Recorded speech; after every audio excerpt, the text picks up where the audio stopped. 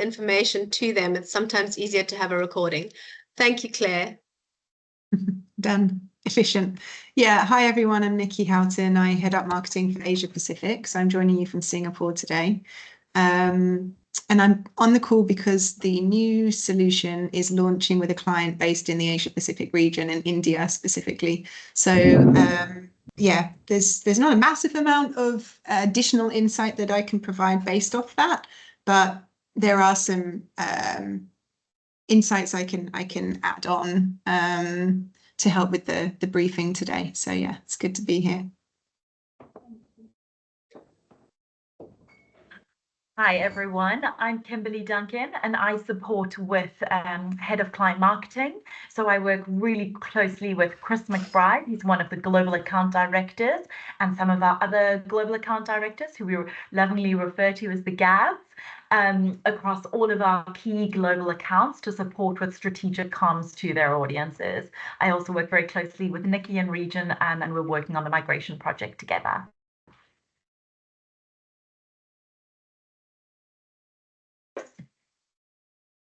Okay, I'll go next since you've oh no, Chris, sorry, Chris, your turn. Okay, so I'm Chris McBride. As has just been mentioned, I work in the global account management team. But one of the reasons I think I've been called onto this is because I'm involved in the project now of we migrate into a new platform, which will be, you'll have probably been briefed on, and the work we're doing to get clients onto the new platform and also net new clients onto the new platform. So just I can give a little bit of perspective from an account management client perspective of some of the needs and in regards to the comms that we need to generate. Thank you. I'll introduce myself. I'm Catherine Mackay. I am the creative managing partner of Black and White, which is a CRM and loyalty and direct marketing agency. We work across B2B and B2C. And Jane and I, my partner in the right-hand corner of my screen, I don't know where she is on yours, we have been in this together for 25 years. We started Black and White with the Up and Up group, which is the largest independent agency group in South Africa, last year in March. Our clients include multinationals like MTN and Standard Bank, and we are very used to managing very big migration projects. We just did one for Standard Bank, actually. So yes, we're very excited to hear all about your solution, but I'll hand over to Jane and Laura and Naval to introduce, and Lisa to introduce themselves. Cool. I am the non-creative director. So yeah, I work with Catherine, but I'm more on the client services and business management side, but I've also been in direct and CRM marketing across many different clients for many years, maybe not quite 25 years, Catherine, but yeah. Cool. I've been there for 25 years. Cool. I'm Laura Brady. I'm in client service and account management. I've got lots of project management experience in direct marketing campaigns. Catherine, Jane, and myself worked together in our previous lives for about 10 years, so we've got great working relationships and really know how to work together when it comes to getting these migration projects done. So also very, very excited to be in the room today. Hi everyone, I'm Naval, a new business project director here at the Up and Up group. Looking forward to being on the project and call with you all. I've been with the company for 9 years, so excited to be here. Hi everyone, my name's Lisa Conn. I'm a specialist B2B marketer and I cover the full range of all the disciplines that fall within that. I've been doing this for quite a long time, let's just say decades. That's enough, we don't have to put a number on things. And with deep specialization in various factors of financial services and all the components that move around that. So this sounds very exciting, and I'm looking forward to hearing what you have.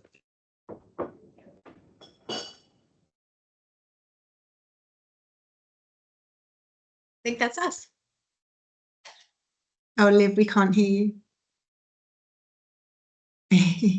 Sorry, I turned sound off. my brain is not functioning today. We had quite a late night last night, so I'm trying to style it out. My name's Olivia Galletley, and I basically look after the channel communications team here at Collinson, and also part of our loyalty consulting team as well. And Claire and I wrote the brief that you've been kind of trawling through, I would imagine, over the last week or so.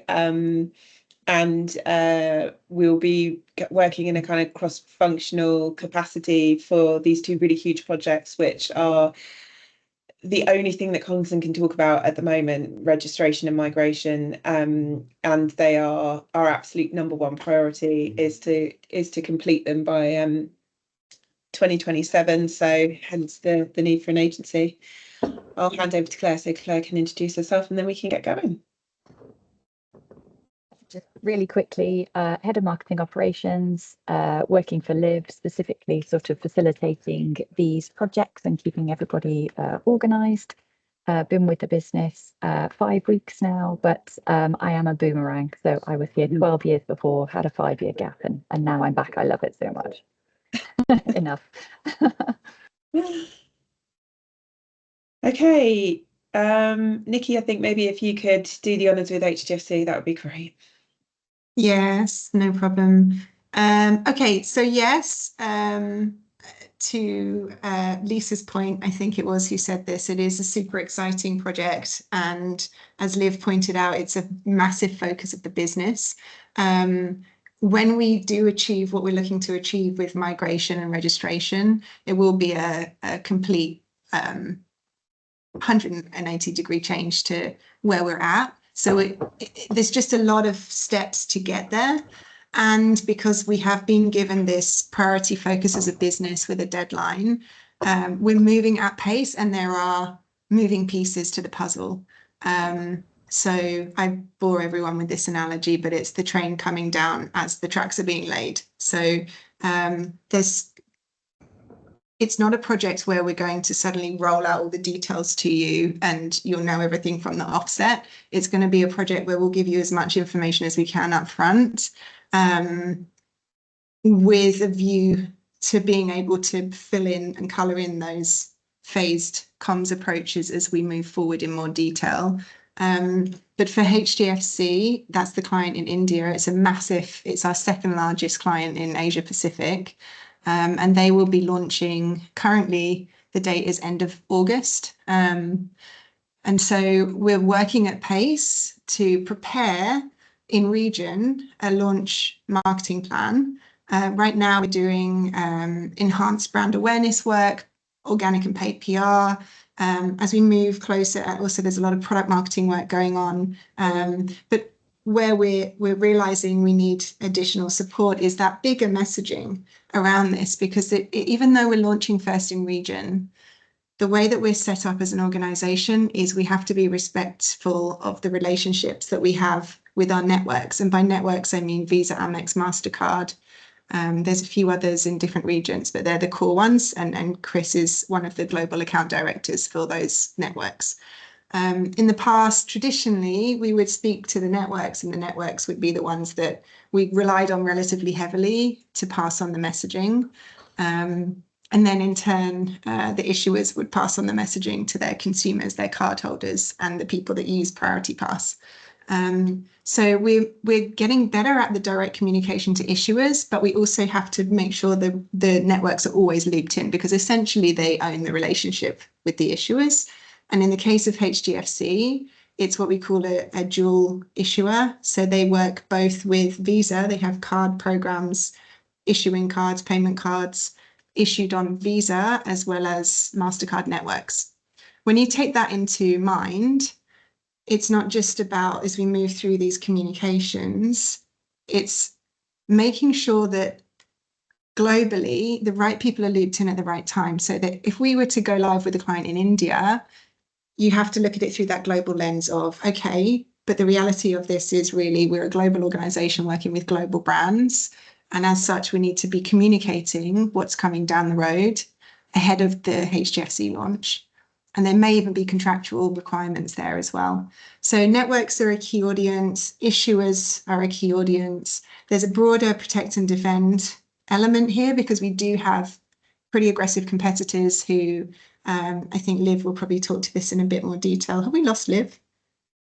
Oh, no, you're there. Sorry. I'm still here. I also had a bit of a late night, but where was I going with that one? Yes, who is heavily positioning themselves as a tech enabler, a startup data form tech organization. So we're really under the cosh to position ourselves well, and this is a big opportunity for us to do that more broadly as well. And then the registration element, so I'm talking probably more to the migration at the moment, but registration will come in more and more the more we get clients and their end consumers registered on this new platform, because that then, in an ideal world, would open up a little bit more data ownership for us of the end user.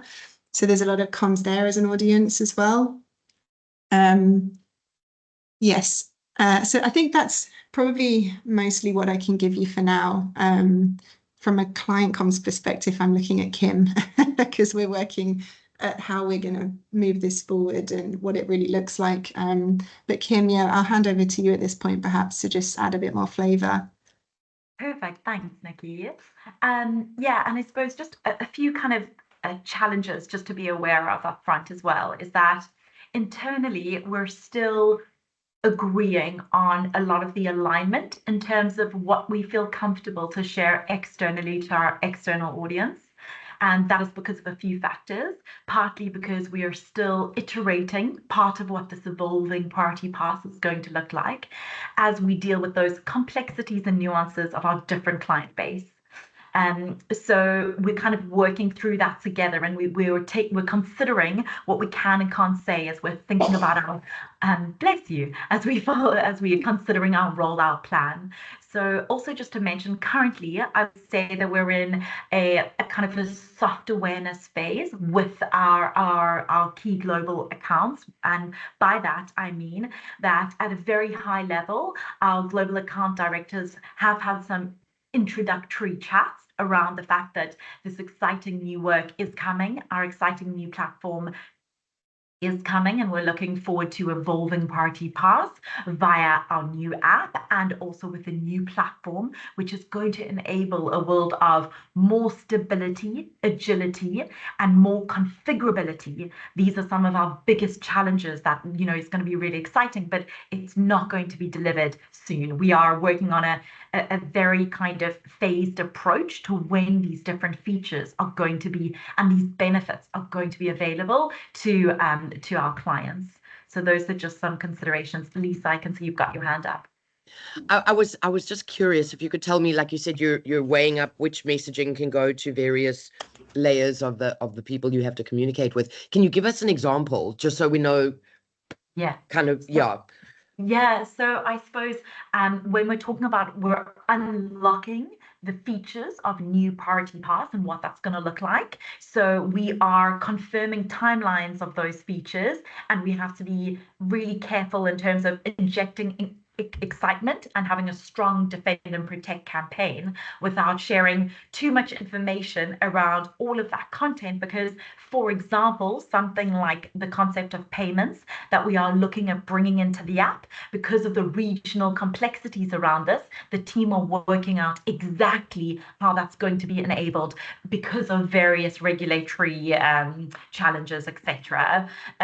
So we also offer access on payment card, how that is going to vary via client and how we're going to offer that. So there are a few kind of complexities here that the internal product and tech teams are still working through. Okay, with you. So what you're saying is it's related to rollout of features and product features. From a straight up point of view, from the beginning point of view, though, we do have a compelling reason to switch for all these parties. Given what we're going live with, not necessarily what's being rolled out down the road. Well, yes, and I suppose another consideration to make you aware of is that the sequencing of our clients, which is a big project that Chris is currently working on, we're still confirming that. So we've got the deadline of the end of April 2027 for our client base to be migrated over, but that sequencing of who, when, and that even that regional sequencing is currently being fleshed out. So we want a bit of excitement, but not too much, so that they say, when is our chance? And we want our entire cardholder base to be migrated. We are working through the ops considerations of that, etc., and really carefully working out exactly what client ops requirements need to be fulfilled, what payment, what product requirements need to be fulfilled. So as that final scoping work is currently in flight as we speak now, we need to be careful on managing that excitement factor. But yes, it is going to offer a lot more benefit, and it's going to change the way that we do business. And one of our core messages is we want to say that we are going to increase the ease of doing business with Collinson, and that's a really important message. We're going to be more tech enabled, etc. Catherine, I can see you've got your hand up. Yes. So you said HDFC in India was going live at the end of August. Is that the end of August now? Yes, that is the current plan. We are locking down final rollout dates, but currently we are working towards the end of August 2025. Okay, and when you say going live, you said you'd been doing some enhanced brand awareness, organic and PR. Is that all work that is around the change that's coming, or is that work that is just general brand work? General brand work. We already have a PR agency in India, and we already do multi-channel campaigns, but what we've done is put a bit more resource and budget behind it to ramp up the awareness and make sure that we have a drumbeat of comms as well as paid activity going on in anticipation that this is coming, but we're not yet able to talk to it specifically. Okay, great. So it's not mentioning the specific change, it's just building the awareness. And then for the Indian market, are the specs for that platform defined yet, or are we still waiting on, as you said, the internal teams to kind of establish what we're going live with there?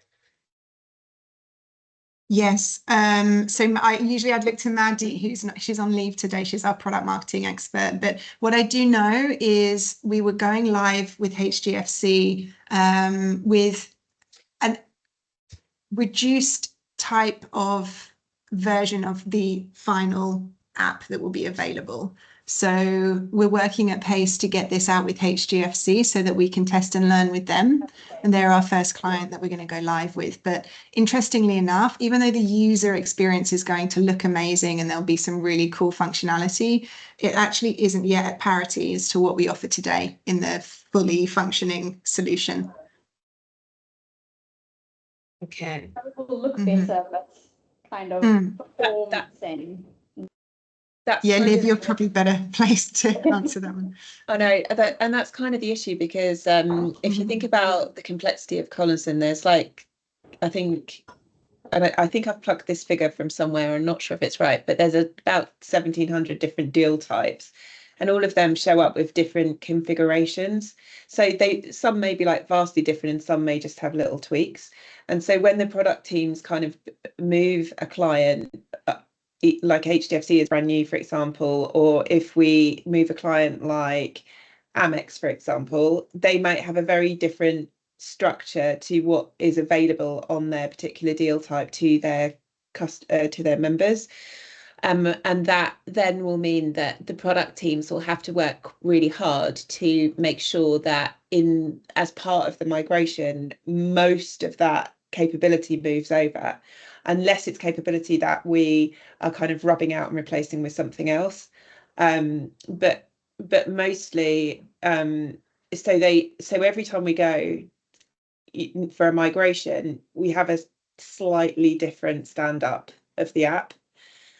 And equally, we also have a slightly different stand-up of how the data moves across onto the platform, and a slightly different stand-up as to how the consumer registers for the product. The registration piece was still actually kind of lining out, and I'll park that and I'll talk about that in the consumer piece, or we'll go off on a tangent and I'll steal everything they're going to say, because they've got some slides and stuff that will help explain it better. So it's probably worth speaking to Chris more than me about this, because there is a lot of kind of work that needs to happen with the clients from a commercial perspective and from a relationship perspective to help them on the path of that migration. And so a lot of the kind of GADs have to spend an increasing amount of time kind of smoothing the path for these migrations and working with their clients to kind of coerce them into the kind of best case scenario for Collinson.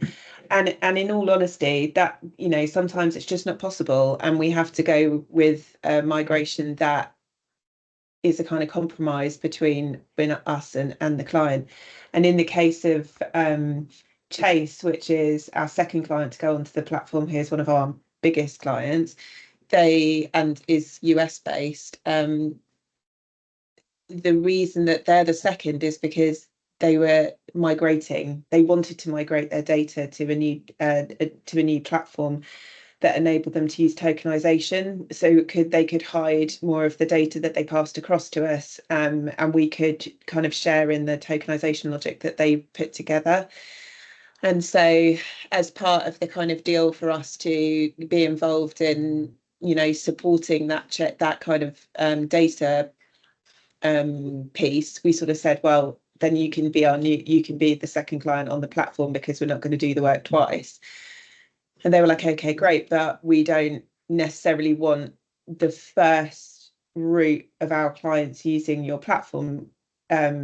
We would prefer to have them use our app and get your services through our app. And so we would like to still have a way in which our members can show up at an airport lounge and be able to get in via the app that they have via the banking app that they have on phone. And we were like, okay, that's great, but that's kind of doesn't solve our corporate challenge, which is like having the registration and being able to market to these people and kind of understanding this space better than just a credit card number. And they were like, okay, well, you could do a registration and see who wants to sign up of their own free will to use your app. So therefore you could do a campaign to them, and we would support that. Them knowing that obviously the people using our app will probably be smaller than the people using the app through their banking app.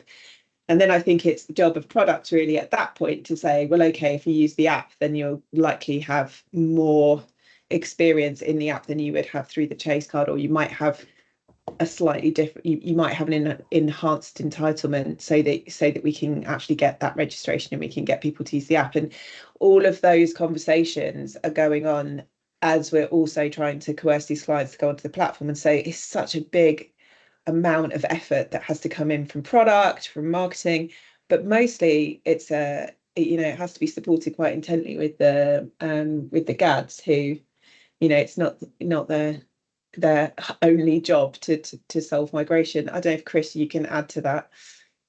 Yeah, I'm just reiterate the complexity and the multiple deal types. You know, if we look at, let's say, Visa and MasterCard, they've got PP Wholesale Digital with AOPC, they've got associate deals, they've got lounge key deals, they've got lounge key pass deals, they've got lounge pass deals. So it's not just one type of deal. So we can't go out to one of the big networks and say, here's our shiny new app, we're going onto a new platform. There is a lot of configurability allowed, and what's going to happen is we're going to be told, okay, PP Wholesale Digital will be ready, fully functional, full feature parity with current platform by the end of April. We may find that Visa at that point don't want to migrate because we can't do all of their other deals like lounge key, so there might be a delay. So maybe there's some teaser comms that will be required. The other point I would point out is getting information out of product tech. It's a moving beast, and it's a great analogy when it was explained earlier that the train is already on the tracks as somebody's literally 6 foot in front of the train laying the next bit of track. We're changing so many things, and comms are going out, and with potentially things that aren't yet built, we can't confirm they're built, so it's constantly changing. So I've seen some comms already that have been provided to a new client, and there's features there that we're advertising which I'm not yet sure where are built. So it's, you know, we have to, if we're going to put the comms out, we have to be sure that we can actually deliver it by the time the clients are going to be onboarded. So it's a very fragmented piece. So think of it as being, however, you would just think today that it was, complexity wise 5 out of 10. I'll probably double it. It is really complex, and there's a lot of fragmentation in the deals. What happens is we put out comms to clients, and then all of a sudden, we've got 100 more questions. And what about this type of deal? And what about that type of deal? And what about this enrollment process? And what about this registration process? And it is changing. And another thing I'd like to point out is there's sort of a need, and I don't know where this falls in. I'm not as close to the marketing as possible, but there is a need for comms to current clients, but there was also a need for comms at an earlier stage in the cycle to new business clients that are coming on board, because that the pipeline of new business is 2 to 18 months, and we need to make sure that we're selling to those. If there's a new client that we're selling to today for PP Wholesale Digital and the expected lead-in time is 8 months, we need to be selling the new product to them now, so we can negotiate better commercial terms and deliver what we say we're going to deliver. So there's a 2 different train tracks, essentially, one for the BD team, which is a lot earlier than the current client migration. And I don't know where this fits in, but we're a global business. It's all well and good having marketing comms in English, but we've got huge markets in Japan. We've got huge markets in Latin America, Brazilian, Portuguese, Spanish.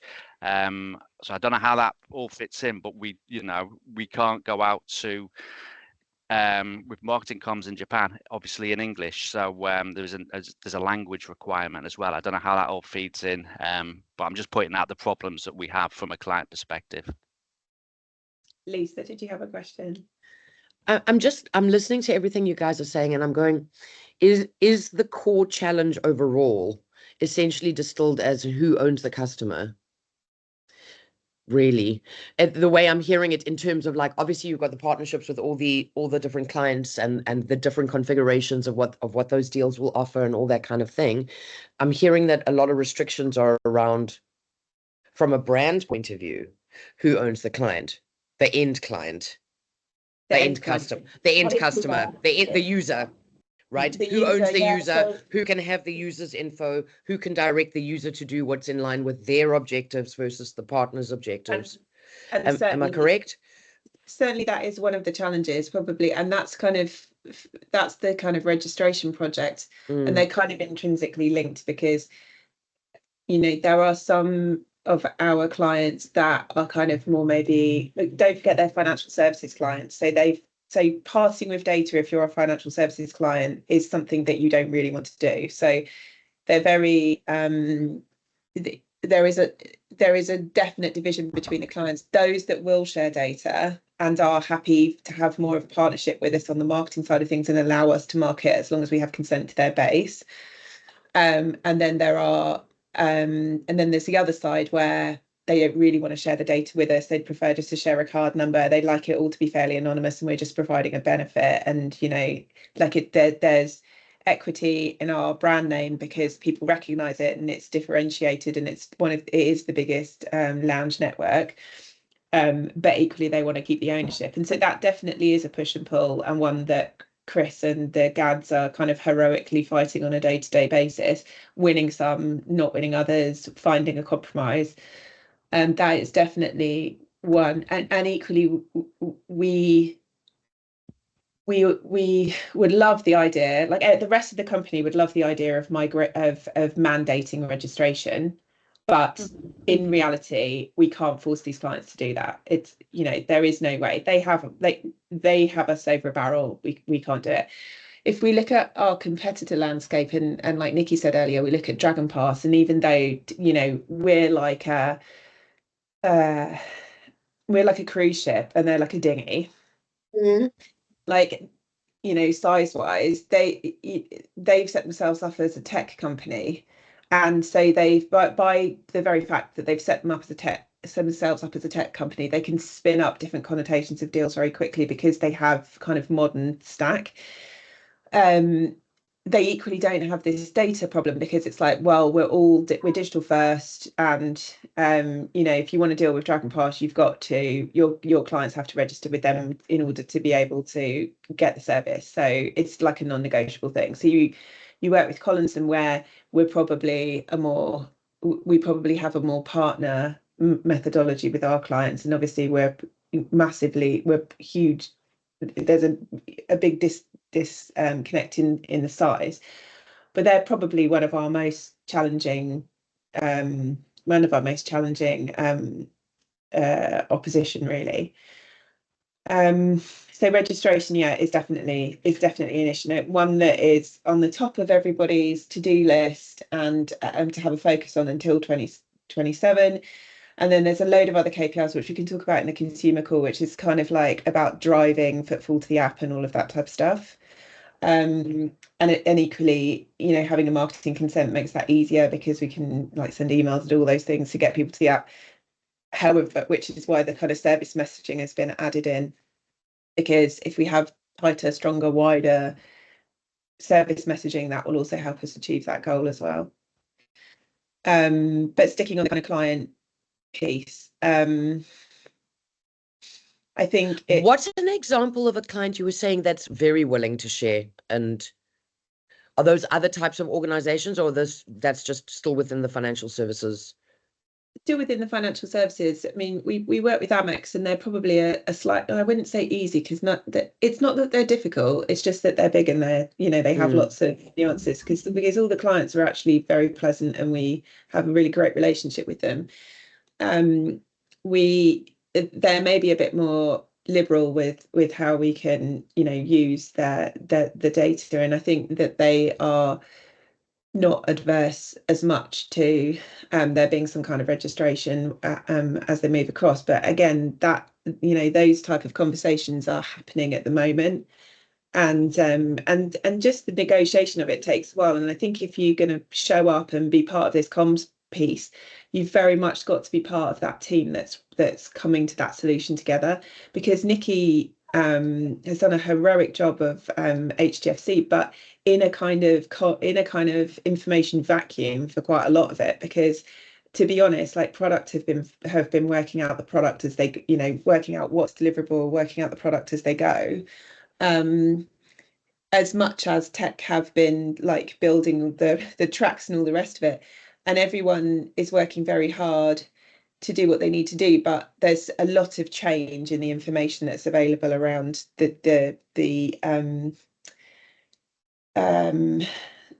brain has gone. Late nights are not good. We should not do them, ladies. You know, there's just it's really hard, because the product stand-up changes as they're trying to shake down a product that they can get out in a time frame. And then the go-to-market messaging is changing, because you know, we're evolving the registration logic at the same time, and we haven't quite nailed that down. So there's a lot of that, you know, that will actually hopefully on Monday be approved, will be our global process for how we do it. But we're still shaking that down, so we haven't communicated that out heavily. And then equally, like Chris said, there's pressure, because we contractually have to tell these clients that there's going to be a change, and we don't always know what the change is going to be right until the last minute. So we're kind of saying, like, we're working with other, you know, financial services clients, and, you know, there is going to be a new app, and it's going to be, and then they want to know more information that we don't have, and then we feel pressured to give them information, like Chris has just said. And then that information, and then we're in this horrible situation where we want to talk about things, but we don't want to burn ourselves by committing to things. And if we're too vague, then that annoys them. So it's this kind of broken communication. And I think maybe as we ramp through these migrations, we'll get a bit better on and faster on making them happen. Because this is Nikki's like literally the first client onto the platform. The platform's been like 2.5 years in the making. When we talk tech later, we'll show you, it's quite impressive how much we've done in those 2.5 years. But like, this kind of conversation diminishes it, because it's a massive effort from the company that had a completely bespokely coded platform that was very dated. And equally, we're not sharing that news out with the clients either. So there is a kind of good news piece that I think we don't talk about as well, in so much as like we've basically completely replatformed this shaky situation and gone for like an 80% Salesforce platform, 20% like custom code. And this platform's amazing, but we're not telling that story either because we haven't successfully migrated anyone yet. And that actually would be a good story to tell, because we can say, look, we've got this amazing system. It's here, it's waiting. What you're on has served us well as a business for 30 years and was our own proprietary design. But this is a massive SaaS solution. We've spent millions getting it to this point, and we really have told no one about it. And that is a communication gold, but we're reticent about saying anything till we've got someone on it. Sorry, I went on forever. Laura had her hand up next. Laura? Thanks. I just wanted to loop back to end users. Sorry, not clients. So in the HGFC, which is Nikki, your guinea pig, you're being the guinea pig for at the moment. How many end users are there in that database? And the reason I'm asking is from an approach perspective, how it would inform our approach in terms of that, not the access to the data, because if it is via the client, the kind of segmentation and abilities around that to maybe look at the lowest hanging fruit first from a recency and frequency perspective of use. How close are you to your clients in terms of, telling them how to approach this migration? Okay. I can't give you the number of end users, but HGFC is massive. I just did a quick Google and they've got 21 million active credit card holders. Not all of those are going to be on credit cards that have Priority Pass, but we're talking a hell of a lot of people. So they own the data. They own the end user data. So what we've done so far is just a very small trial with the platform as it stands today, earlier this year, with some of their employees. So it was a very small subset, incredibly small compared to who this eventually will be rolled out to. But I'm going to be very honest and say that's the extent of my knowledge in relation to size of end user pool. But you wouldn't be adverse to going to the client, or one of your group account directors going to the client and saying, could we work together to maybe target this specific section of your first, cohort first. This is the reason why. The other thing is it also informs our KPIs, in terms of how we be measured on conversion of these customers. So and also for scoping purposes, quite an important consideration. Mm-hmm. In terms of the consumer side, we will cover that off in the next session. So there's a view of that. So just want to make the most of the time with the guys here. Okay.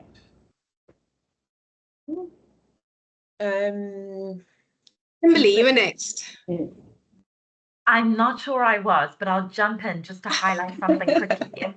So I just one of our challenges is, as has been touched on, but when we are trying to share information with our clients' cardholders, we often have to package this in the form of toolkits and actually share it with them to share onto their end user.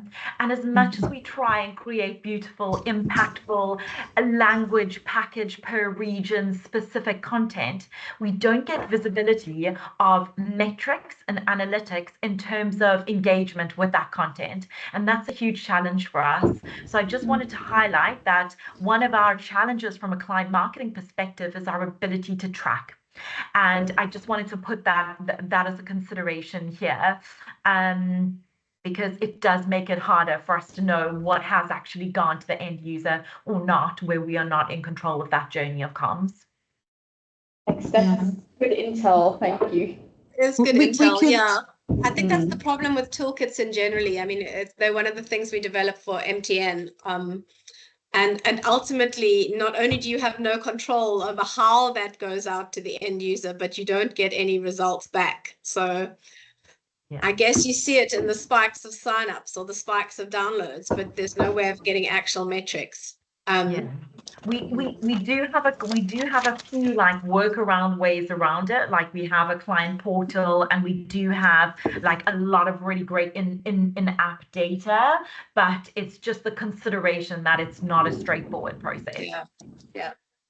I could just add on there, it's absolutely true, I would say, for a lot of our regions and at global level, particularly where we're furnishing the likes of Chris with key content that we give to them on purpose at sometimes because it helps them with their relationships when they, it gives them a reason other than talking about contracting or payments or solutions to go to them with thought leadership and enhance the relationship that they have one-to-one in a meeting. In region, increasingly, we do have metrics around direct to client comms, where we've been doing some account-based marketing and building out some of our direct to client comms through digital means. So if that would be helpful, there is some information we could pull there from a typical engagement status perspective, but it would be a sample set. Because as I say, typically, as to Kim's point, it's not all tracked. And to clarify, I think we were picking up on it. We call clients the networks and the issuers, and we call consumers the end users who actually use Priority Pass app. Mm-hmm. I'm sorry, I know I'm not next, but I did just actually want to jump in there, just so we understand the ecosystem, because obviously we understand your client, your partner, and your consumer. The client would also be, so it would be, so for example, the bank, but it would also be Visa and MasterCard, and those are the issuers, because that's another level, I guess, of complexity. Yeah, and partner actually is a very specific term for us. Typically, we call our lounge partners. Yeah. So within the Priority Pass network, there's 1,700 airport lounges and travel experiences. That tends to be the cohort that we would reference as a partner.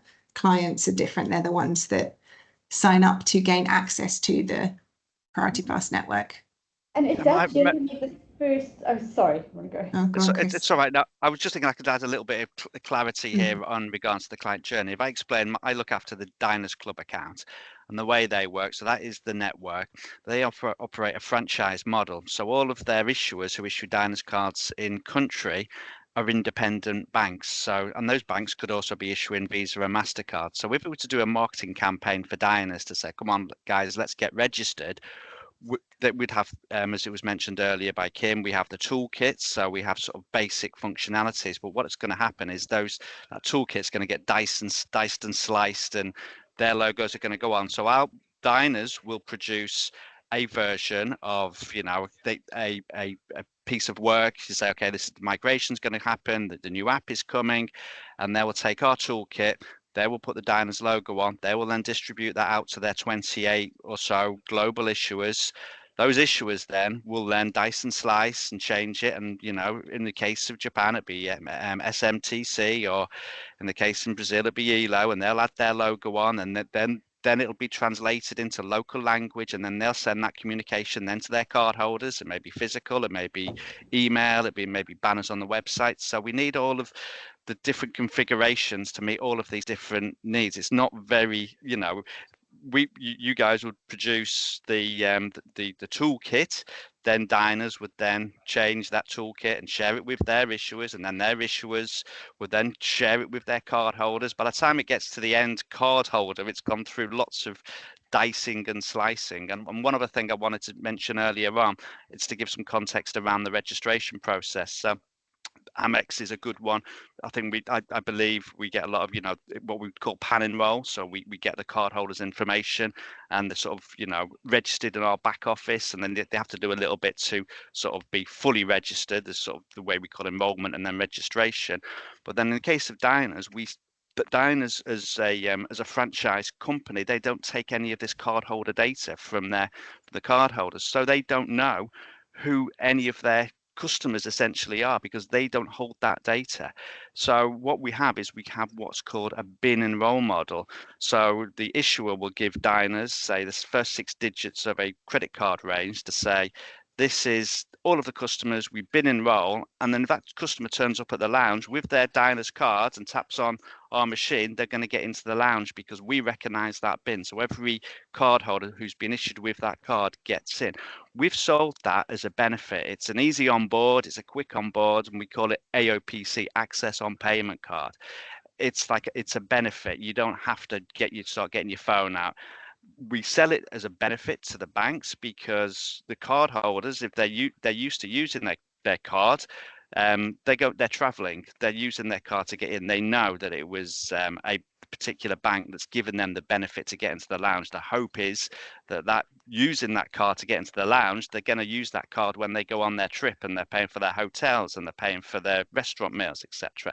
So whilst mandatory registration is a wonderful concept, it's not going to work for diners because they want a bin and roll model. So there's a lot of different variations of these different types of deal. I can't go to diners and say everyone has to register, but I can encourage them to register because there's things in the platform that you can't access unless you've registered. So you can't pre-book a lounge on what we call our booking as a service platform unless you're logged in, and to log in you have to be registered.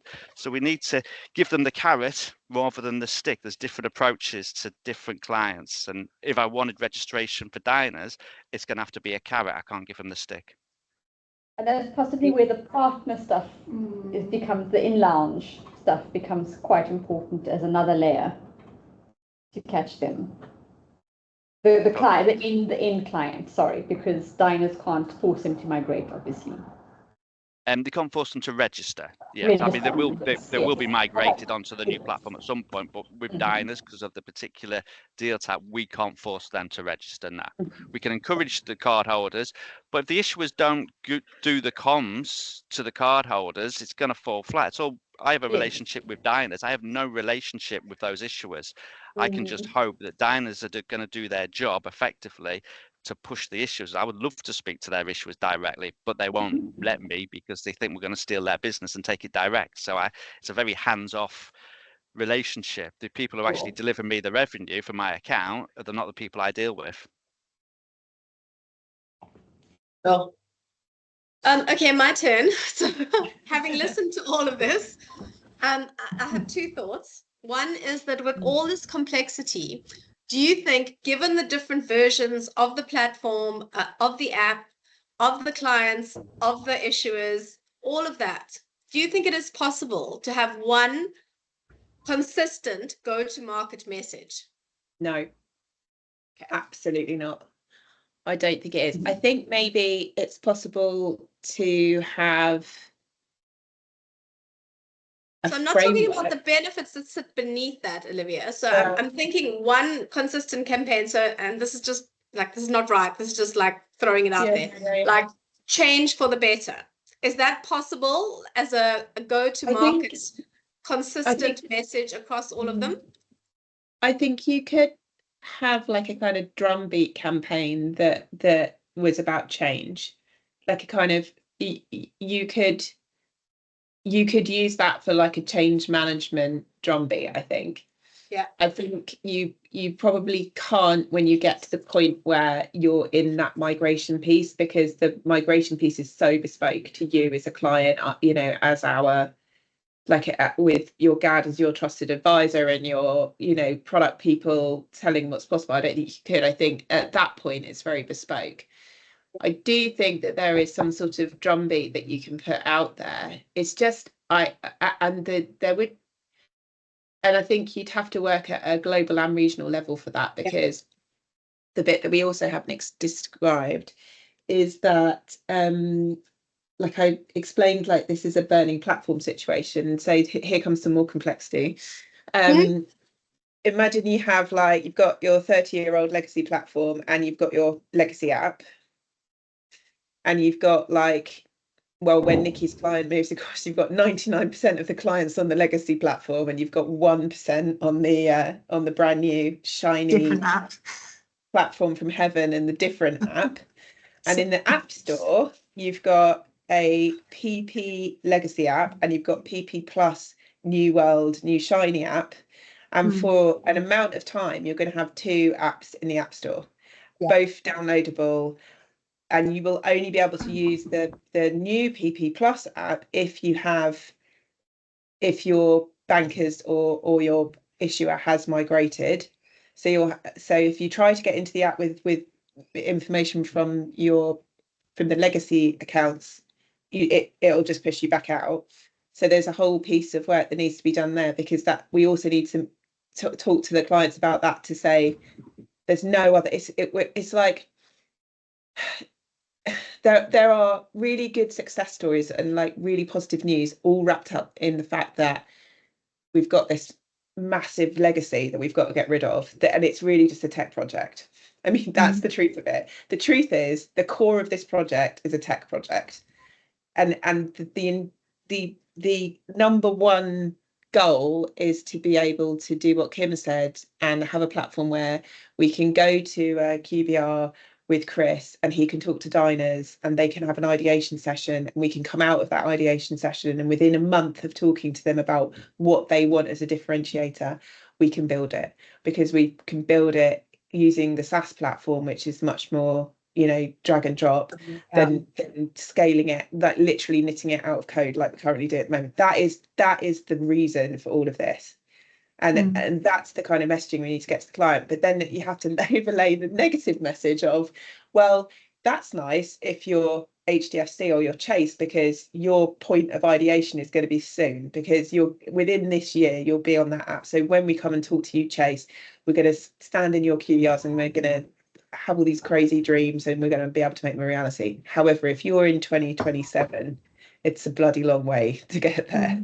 And so that's a difficult message. And so having these overarching campaigns might become quite tiring if you're right at the end of that, journey. And so I'd struggle with the fact that we need to give messaging, but we also need to do it in a way so they don't feel like we've been ramming it down their throat for 2 years by the time we get there. It's so hard. I agree with you. I hear. So what we would need basically then is a phased approach. So, especially listening to Nikki, it's almost like we need this kind of phase 1, which is kind of, it's coming. This is flippin' amazing. Keep your ears peeled. It's going to be happening. Phase 2 is kind of, we're here. This is, you need to move across. Phase 3 is like, this is the last of it.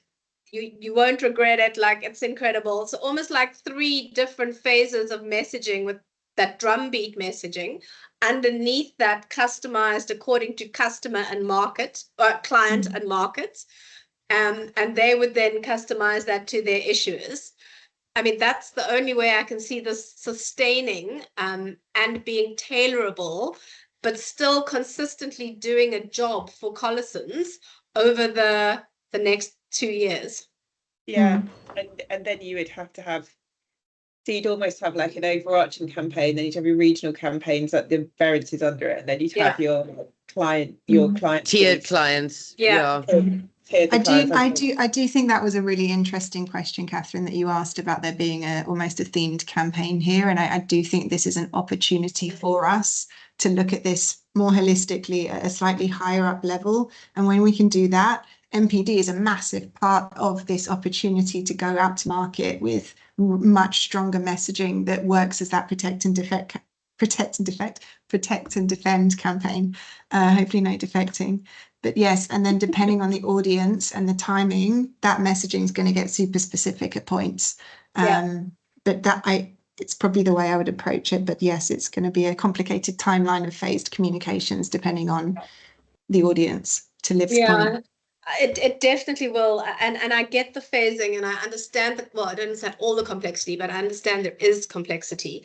I just feel like this is such a brand moment for us as Collisons. This is such an amazing opportunity, and protect and defend is up there with your goals. But what we could also do is we could entrench. We could entrench our position as the leading people who do this worldwide. And I think if we don't go with a drumbeat campaign, we're missing that opportunity. So, Collisons, we're the market leader. We need to keep saying we're the market leader and keep proving that. And this is a massive proof point for us, right?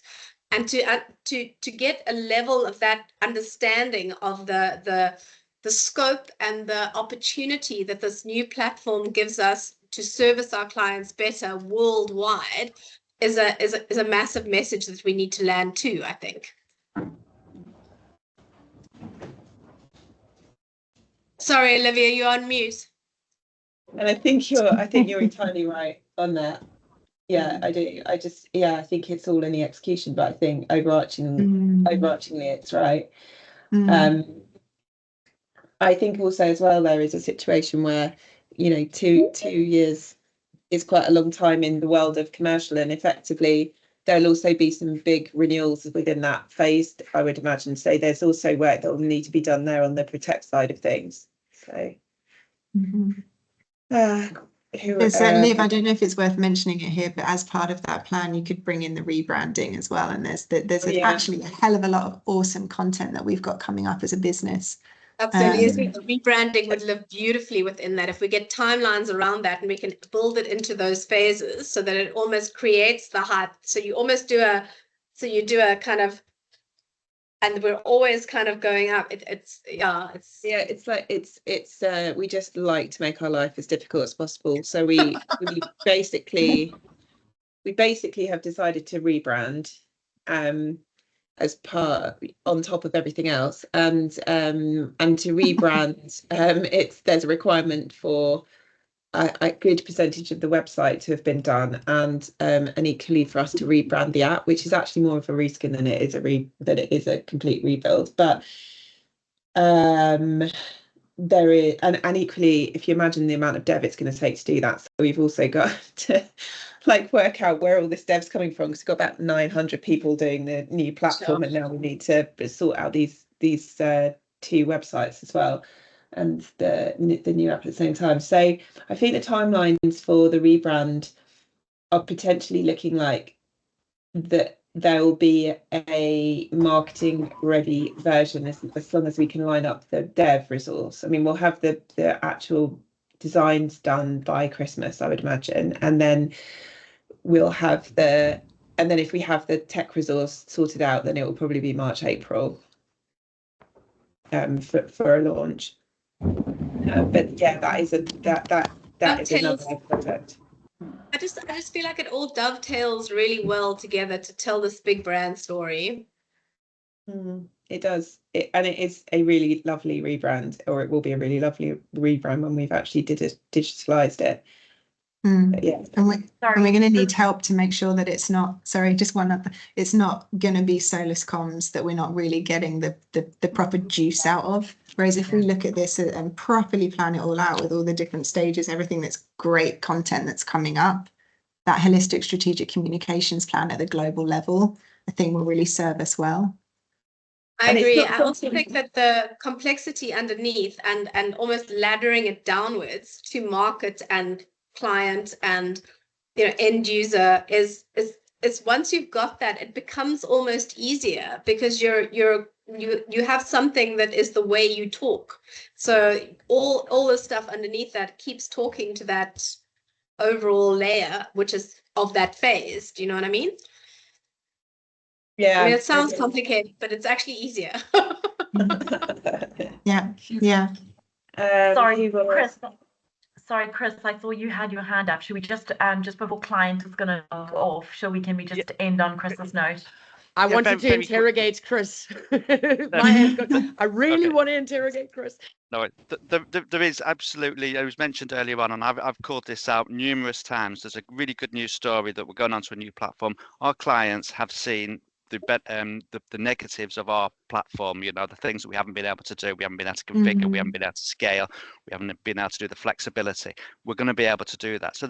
But the cardholders aren't interested in the platform, so that's not for the end user, that is for the network, or what we call our clients. There's a great news story to win back clients that maybe have left us and win them back, because it is going to be a good one. I was trying to think of an analogy of the best way. I was mentioning the dice and slice approach earlier. Everything gets cut. It's like this. I'm thinking it in my head as you go to a hotel and you've got a massive big buffet there, and you've got hundreds of people queuing up to get this buffet. Everyone's taking a little bit, and everyone's got a different configurable plate at the end of the day. When they sit down, they have the starter, they have the main, they have the dessert, and everyone's got a little bit. Every single one is a little bit different. It's a bit like Collinson, everything's so different. But if we've got the buffet, if we've got the standard, we've got the particular marketing for the lounge key deal or the priority pass deal, the AOPC deal, and all these different configurations, you know, we can build them up then into something that the client needs. But you will need that base of all those different elements, all of those different options, essentially. Love that analogy. Thank you, Chris. I just want to keep it simple, and sometimes I get so confused with the hotel buffet is fabulous. Yeah, you know, you need this piece here for this market, but not having the roast lamb, but it's all everyone's going to have buffet. Yes, but everybody's going to have something different, and it's all going to be configured slightly different. But we need the products there, so I'm going to take 3 out of the salad buffet. You know, 3 items out of the salad buffet. Somebody might take 8. Somebody might not want salads. Yeah. Yeah, I love it. That's a really good analogy. Sorry, Lisa, you wanted to interrogate Chris. Sorry, I'm desperate to interrogate Chris. I'm so curious.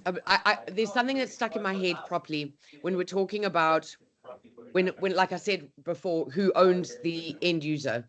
The reason I'm asking, Chris, is as the person who deals with these clients, right? If you go to Diners Club and you say to them, okay, you've been dealing with us for X number of years and you had problem ABC, and we created this new system in order to mitigate some of those problems you and other clients are having, right? And you say to them, we can potentially offer you these new things that we're building. For example, pre-book your lounge access, but you can only do it if you get your people onto our system. What do they say? You're on mute, but I'm desperate to hear your answer. Sorry. So that would be basically, yeah, we would be in that point mandating registration. So the they would probably tell me that couldn't be done, but that's just diners. They would say no, that is not an option. What I'm curious about really at the Nuggets is when you go speak to clients, there's this existential, if you want, battle between who's going to own that end customer. You guys want them so you can develop services of XYZ potential and all these potential other revenue streams. And they want them because their end issuer owns them. And if they don't protect that relationship, their business dries up, right? So I understand from a broad point of view. And I understand when you go to a new sales conversation, you have a lot of amazing stuff to tell them. What I'm asking is, when you're in a relationship conversation once they're on, how do you convince them, our current clients, that their issuer customers have to come onto our platform, not theirs? How do you even approach that conversation? Because I'd imagine, maybe I'm wrong, but I'd imagine sitting in that room, your client is going, why on earth would I let my customer register with you? I'm just putting it in my head, and I'm kind of trying to wonder how you manage those conversations and what the obstacles are. Yeah, it is difficult. I mean, a lot of our networks, they do have mandatory registration, and I understand Amex is one. So Amex are quite happy to share all of their cardholder data with us. So they are registered on our platform. We've enrolled them. There is then a process for the client. They would have to go in and sort of activate that enrollment. Because they're registered in our back office system, because Amex have given us the details and they can use our lounges. But if they want to surface the digital membership card, they would then have to register. We need their email address. We need some personal information so we can communicate with them. But Amex would be quite happy for their cardholders, and they do. They put their cardholders on our platform. That doesn't happen with diners. But you've also got other issues in regards to clients. You know, you may be sitting in with an issuer and says, actually, I don't want your customers to use your app. I don't even want I know however good your app is, we want to consume your APIs. We want to surface your APIs in our app. That's what I was imagining. Yeah, we want, and that is, you know, and we will support that as well. You know, if that's what they want, then we can do it. And there are benefits in that, because if you think people use their banking apps weekly, they're checking if our APIs are surfaced within their banking app, that gives us greater global coverage, visibility. Every week, people are seeing the PP icon in their app. They can surface a DMC card. You're going into your PP app when you travel. Yes, it's great, and it's our solution, but the visibility of our APIs being in the banking app gives us, I think, great visibility. So we'd never really turn down the opportunity for an issuer to integrate with our APIs, but that issuer has to be on the board, because there's a hell of a lot of tech work to build that integration. Yes. But that is also a good solution. So whilst our PP app is fantastic, there will be some issuers we're in conversations with at the moment with ELO who are looking to do exactly that. Their cardholders currently have PP app, and they said, actually, we can do this better.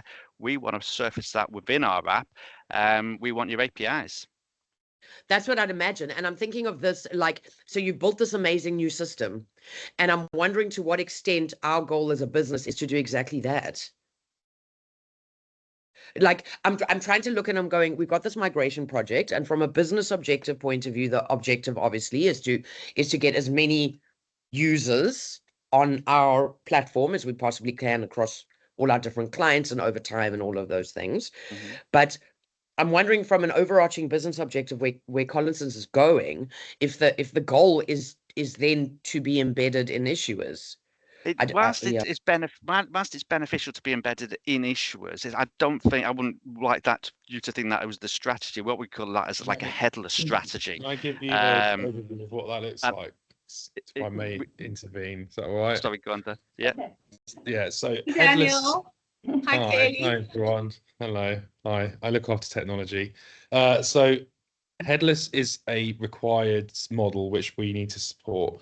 But our business strategy is to make the PP app the best place to consume our services with the most holistic, full version of PP that can possibly exist, and the best personalization. From a headless perspective, we would also like to be able to do more with customers who want to go headless, but our business model is to, even though we support headless, customers are still given the opportunity, if they want to download the PP app, and we give them reasons why they might want to download the PP app, be that to consume other services, or be that to get a better experience of you navigating through the airport. So that's our kind of overall vision. How well is that put together today? Discuss. There are things we could do better, but that's it. We propose to support headless, but also try to have the best digital experience being in the PP app. Right, got it. Sorry, Chris. No, that's helpful, because it tells me that whatever you say, whatever you're developing in terms of partnerships and whatever in the future, that'll be its native home. That'll be its place. Okay, perfect. I'm just trying to get in there because obviously we've ran over on the client session. So thank you to all the Collinson subject matter experts for your time and showing up as part of that. So yes, obviously you're welcome to stay, but I'm sure you've got other things that you might like to do, and then we can move on to the consumer session. Obviously Dan's just introduced himself, and we'll have an introduction from Kaylee as well. So thank you, everyone. Thanks, Claire. Nice to meet you all. Goodbye. Thank you so much, guys. That was so interesting. Thank you. Bye.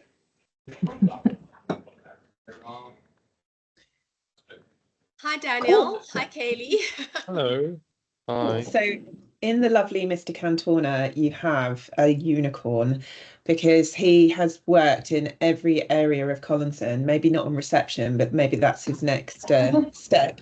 So he is very capable of knitting together all of the different departments and kind of understanding the challenge more holistically. So he's a really good person for you to kind of throw any kind of wider questions at. Equally, we'll look to Dan to show us the amazing platform that his team have pulled together. We've been very excited to see the platform. It's like we've been teased with it for a very long time. Oh gosh. All right. Well, hopefully I'll be able to do it justice. Cool. All right. Let me start with that. Can you guys see the screen? Yeah. Yeah. Yep. Cool. All right. So I'll start with our kind of front ends. So I don't know if this has already been explained, but from a sort of front end perspective, we have a number of different brand propositions. We've got Priority Pass, which is our hero brand, and it's, you know, the majority of our consumers. We then have this is the sort of experience which we design and we try to manifest. This is the best possible lounge access benefit program in the world. We then have a more configurable B2B proposition, which is called Lounge Key. This allows issuers and networks to curate it themselves, so they can take things out, add things in, so they can have a more sort of configurable version of that program themselves. And we call that Lounge Key, and it has its own app and web front ends. We then have, with MasterCard, we actually have a unique proposition with them, which is called MasterCard Airport Experience, which is basically Lounge Key with some MasterCard branding over the top. And effectively, it's a subset of the Lounge Key features, but it also has its own unique app and web.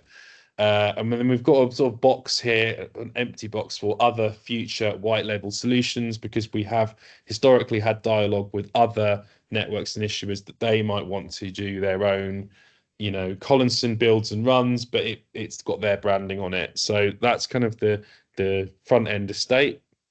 And then we've probably already covered, but, you know, our sort of big main clients, some of the big ones we've got, Amex, MasterCard, Visa, Chase, EBS.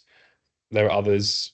There are many others, but those are sort of the big networks. And then Chase is not as one of our biggest sort of single issuer clients. So moving on to sort of the more of the technology stack.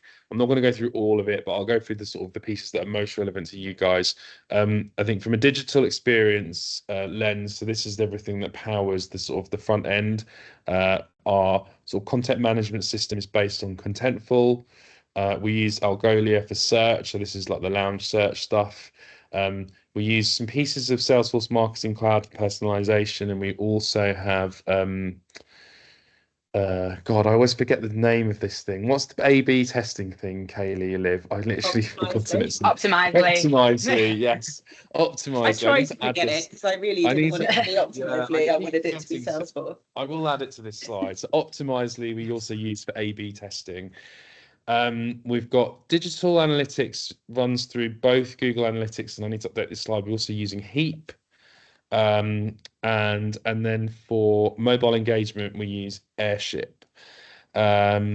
So we also obviously using a huge amount of Marketing Cloud, but we primarily use Airship for everything that is on mobile. And we're using Marketing Cloud for orchestration of the journeys, and then the email channel and the SMS channel, and then hopefully soon WhatsApp. From a commerce perspective, from a customer platform perspective, we're operating Salesforce CRM. We have 3 orgs. So we have all of the consumer data in one, the partner data in another, and the client data in another. And this is for historic reasons that these were all bought at different times. Over time into the future, our appetite is to kind of merge them all into the single consumer CRM, and then we'll have one CRM that caters for all the different customer types. But essentially, consumer, people using Priority Pass, partner, the lounges, the airport security firms, the retailers, and then client is the banks. So, you know, Capitec or HSBC or Barclays or whoever that is a client of ours. Then in terms of I already sort of talked about a bit about marketing, but we also then have Salesforce Customer Data Cloud, data platform, which allows us to connect our sort of back-end data warehouse, data lake, and bring like enriched data into marketing for customer personalization and targeting. We've got some stuff around contract lifecycle management, and then we use Salesforce Service Cloud to do all of our sort of service support, contact center, and that's actually based in Cape Town. From a commerce and sort of product management perspective, this is still slightly in flux as we're still buying a few of the bits of it, but this is probably going to be Salesforce Revenue Cloud plus a few other pieces, which we're just in the process of procuring. And this will handle sort of the product information. So this is, the details of every lounge location, the details of all the services that you can buy within the lounge, within the airport, outside of the airport, and so on and so forth. And then the sort of order management in terms of if someone wants to book something or purchase something, that's where all of this information gets stored. We also have Salesforce Loyalty. You're starting to see a theme. A lot of it is blue. We have Salesforce Loyalty Management, which handles our, this is like the deal and entitlement components of the platform. So the amount of access entries you can have in your membership. And then we are looking over time to start to introduce more kind of currency-based concepts where at the moment we use kind of non-divisible kind of counters, like you get 1, 2, 10, 100 entitlements, which is a single lounge access. As we're sort of scaling out and building our ecosystem to have more services and more things that you can consume, we're looking to move to, in stages, divisible entitlements that can be broken down so that you can have, one can be broken down into 2 that then can be used for smaller things, like, 1 lounge can be 2 meals or 2 coffees. And then over time, potentially a full move to loyalty currency based, where there's simpler ways of exchanging, say air miles can be converted to priority pass points or whatever we're going to call it, so that then you can do better exchange across a broader ecosystem of travel providers. I'll do a little bit about the data layer, which is sort of down at the very bottom. So we have where has it gone? So in terms of an integration platform, we use SnapLogic for this is just to move data in and out of the platform. And then we're using our backbone, our sort of data warehouse is based on Snowflake. And then there's a load of other bits and pieces that sort of come together, but I don't think those are relevant for now, but I'm happy to share the diagram if anyone would like some bedtime reading. I would love the diagram. Sure. Same, Okay. please. Okay, no worries. Claire, have you already got a copy? Yeah, you got it. Cool. Okay. All right. Any questions on any of that? Yeah, I do, but okay. So my question is, the ultimate end goal of this is to provide more services to the end users in order to attract more clients into the Priority Pass ecosystem, I guess you would say. Yeah. Equally as well, because the ancillary services per member we make more revenue against than we do the lounge entry. So the lounge entry is like although that's our main bread and butter, it's always squeezed.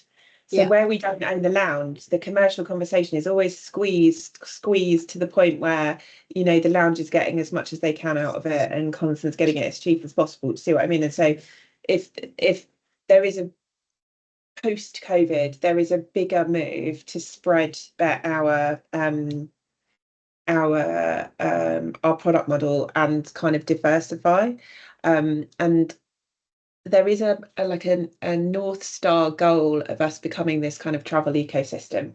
And so if you put that in the context of registration, you can see why it's so important for us to get as much registration as possible, because that makes us a really big player, because effectively we would probably be one of the biggest we are one of the biggest travel loyalty programs at the moment, because effectively it's a loyalty program, because it's currency that we use to get in and out of the lounges. But if we were to make that loyalty program avert and we were to partner, properly partner with other travel companies, then it would give us that diversity of product, I think, is where we're going. And equally, if you want to take that then another step further, and none of this is like rocket science, right, is that we want to make the comms somewhere where those like-minded travel-focused companies can speak to our member base and we can sell that real estate. So the end goal is that. So this foundation piece over these next 2 years determines whether we can make that a reality or not. Yeah, that's very exciting. So in terms of offering more services to the consumer, this will be done through the platform.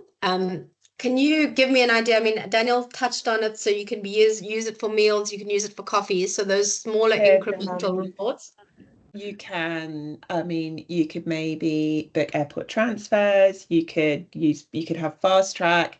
We're thinking about tiering. So we have like a really, really amazing like hidden tier that effectively picks you up from your house and hushes you through security so you don't even see people and drops you pretty much at your Learjet.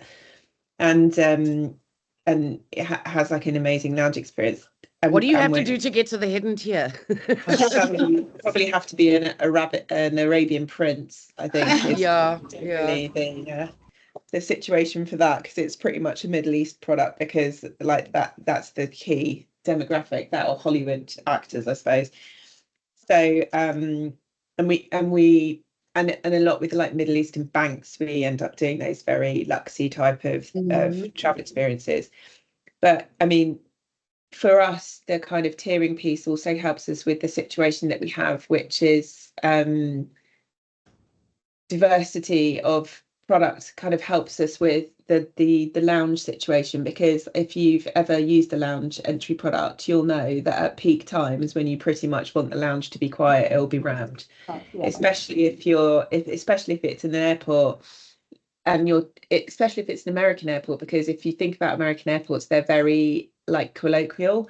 They don't have the kind of spread like we are very used to in Heathrow or Gatwick, and it's effectively a shopping mall and there's loads of things to do while you wait for a flight, and it's, you know, really conducive to just spending loads of money and duty free and things. Quite a lot of those airports in America are like bus depots where it's just a transit hub, really. And so to have a lounge in America, what you'll find is most of our businesses from there is because like it's a necessity, because there's really nowhere to get food, there's nowhere to sit. You know, you want somewhere to relax and work. Having that type of product is it's just normal life for people that kind of do the type of traveling that they do in America. In terms of diversity of product, equally we have, which you'll speak to, we have a big partnerships team, which basically negotiate our commercial agreements with all of our inventory, because I think we only own 200 lounges. The rest of our like 1,800 lounge network is rented space effectively. Okay. Jane? Yes, just quickly, it was about that ecosystem, and your last point actually is it's basically the business model. So where you don't own the lounge, you're essentially do you rent space, or do they claim a cut of each pass, you know, each entry? Normally we have commercial deals with the lounges, and some lounges, you know, like we're basically filling their lounges all of the time, and some we barely ever use in the network, but we need the coverage. So we are the biggest lounge provider or lounge access provider globally. We are much bigger than all of our competitors.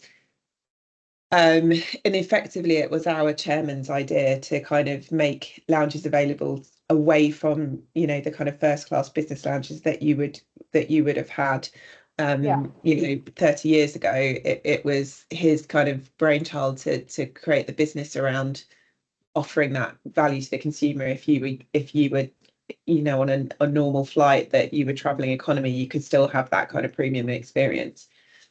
And like, we've made a lot of money from that logic over the last 30 years. And really only since just before COVID have we seen any competitor threat.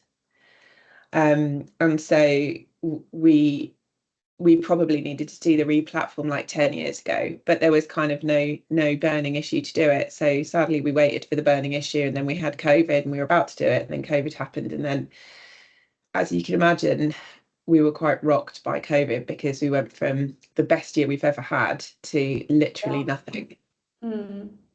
Yeah, I just also, I mean, I was one of the people on Friday who was in a full lounge and couldn't find a seat. So I do also see that need to start, I guess, diversifying. What else can we start offering that sets us apart? Anyway, that was just my 2 cents.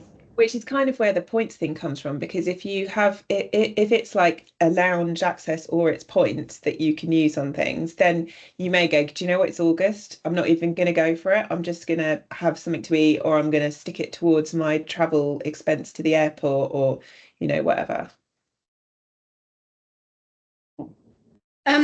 So sorry, no more hands up. So just one thing, Daniel, if you were to describe, so obviously we have 3 tiers here. We have our clients, we have our partners, and we have the end users. If you were to describe one thing, or maybe 2 things, as the overarching benefit for each of those cohorts, if you will, of this new platform, what would that be?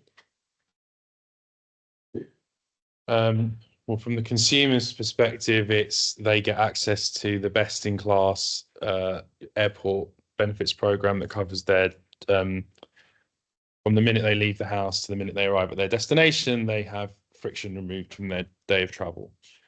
From a partner's perspective, it's being able to be participant in the ecosystem. So every partner that we add to the ecosystem gains value because they're able to sell volume, right? So they gain a channel. And then from a client's perspective, the people who buy the membership from us and give it to their customers, they're able to create increased spend either on their card or through their service via an added value benefit. So although 95% of our client base are issuing banks, and it's a value added benefit, right? It drives cross-border spend, and it drives top of wallet of that card being used more. We also do sell to other industries, and we're looking to scale our non-FS book we're looking to double it this year, so from 5 to 10%, and that is selling to OTAs who are trying to add value to the holiday that you're purchasing, or we've also recently sold to some telecom customers who, again, it's just an added value benefit that they bundle in with a broader package of benefits for taking like a higher monthly line rental on a mobile phone.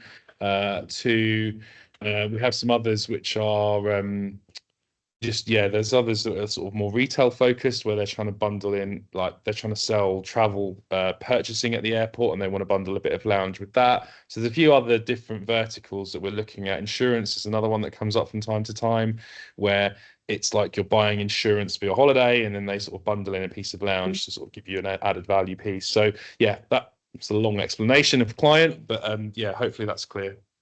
Yeah, so I think that's clear on your existing offering, but what is the new platform? If I layer that on, because I'm talking to an audience that has already bought into those 3, what is this layering on top as that overarching value proposition? Yeah, hold on a second, I've got some of this written down. Give me a second to just open it up. And therein a little bit lies the challenge, because straight out the blocks, it's probably just a migration. In some cases, there is no benefit to it, only the fact that you could ideate, and we could then, if you're a client, we could go into an ideation session with you, and because you're on the new platform, chances are that whatever happens in the ideation session, we could actually deliver much, with a very quick turnaround. So, I mean, in terms of what the some of the other benefits from the new platform are, I mean, it varies by lens, right? So from the consumer's perspective, it's helping you to plan your trip. It's going to give you like more relief in terms of being able to remove friction from your journey, right? So at the moment, we just give you lounge access. We've recently introduced fast track security. We're now going to start to introduce a whole load of other travel services, which we make more accessible and easy for you to consume and to plan your journey more effectively. That's the consumer benefit. The client, we're making it, from the new platform perspective, we're making it more interoperable. We're making it real time. There's a whole load of like non-functional things which are like better billing, API driven, more secure. They can enroll in a number of different ways. They can run headless, so there's a whole load of technical things that are of value to those clients, which you don't see from a customer perspective, but behind the scenes are things that they want. From a partner's perspective, there's also benefits in terms of we're opening up like new open APIs, so it's easier to plug in your inventory, so you can just rock up, get our API and shove your stuff in and it gets approved. We're opening up like real-time gating, so rather than having a person having to do check-in, you can just have like a gate that will open where you scan your card. So there's things like that in terms of like making the access and making the sort of billing pieces more efficient, and some of the sort of onboarding processes simpler, smoother, quicker, easier. I think Liv can probably connect you with someone who's better at this than me, which is Maddie, who is our product marketing guru, and she will be able to give you a much more beautiful, polished deck that explains that in a lot more detail. Thank you, Daniel, but that was really useful. I mean, I kind of see now the benefits, and I also like the fact that all those benefits actually tie into one thing, and it's so you've consistently used the word more throughout each one of those opportunities. So there's more value for the partners because we can open up new APIs, you can plug in your inventory, there's no person needed to check you in. There's more value for the consumer because it's the end consumer, because it's it's helping you plan your trip. It's making things easier for you. There are more places to use the value we provide. And then for our clients, it's more secure. You can run headless. It's more scalable. It happens in real time. There's better billing. And that all kind of comes back to a platform of more, which I really think is an overall positioning that works for all of those segments. Yeah. I mean, I think we've lived, isn't that some of our marketing campaign strapline we've used previously? Oh, really? What was it? More. Priority Pass gives you more. Yeah. We've I was just thinking for consumer, the other thing that we haven't talked about, Kaylee, you might want to talk about, is the gathering together of cards. Yeah, so okay, yeah, I can run you through some of the points that I've gone through with the others.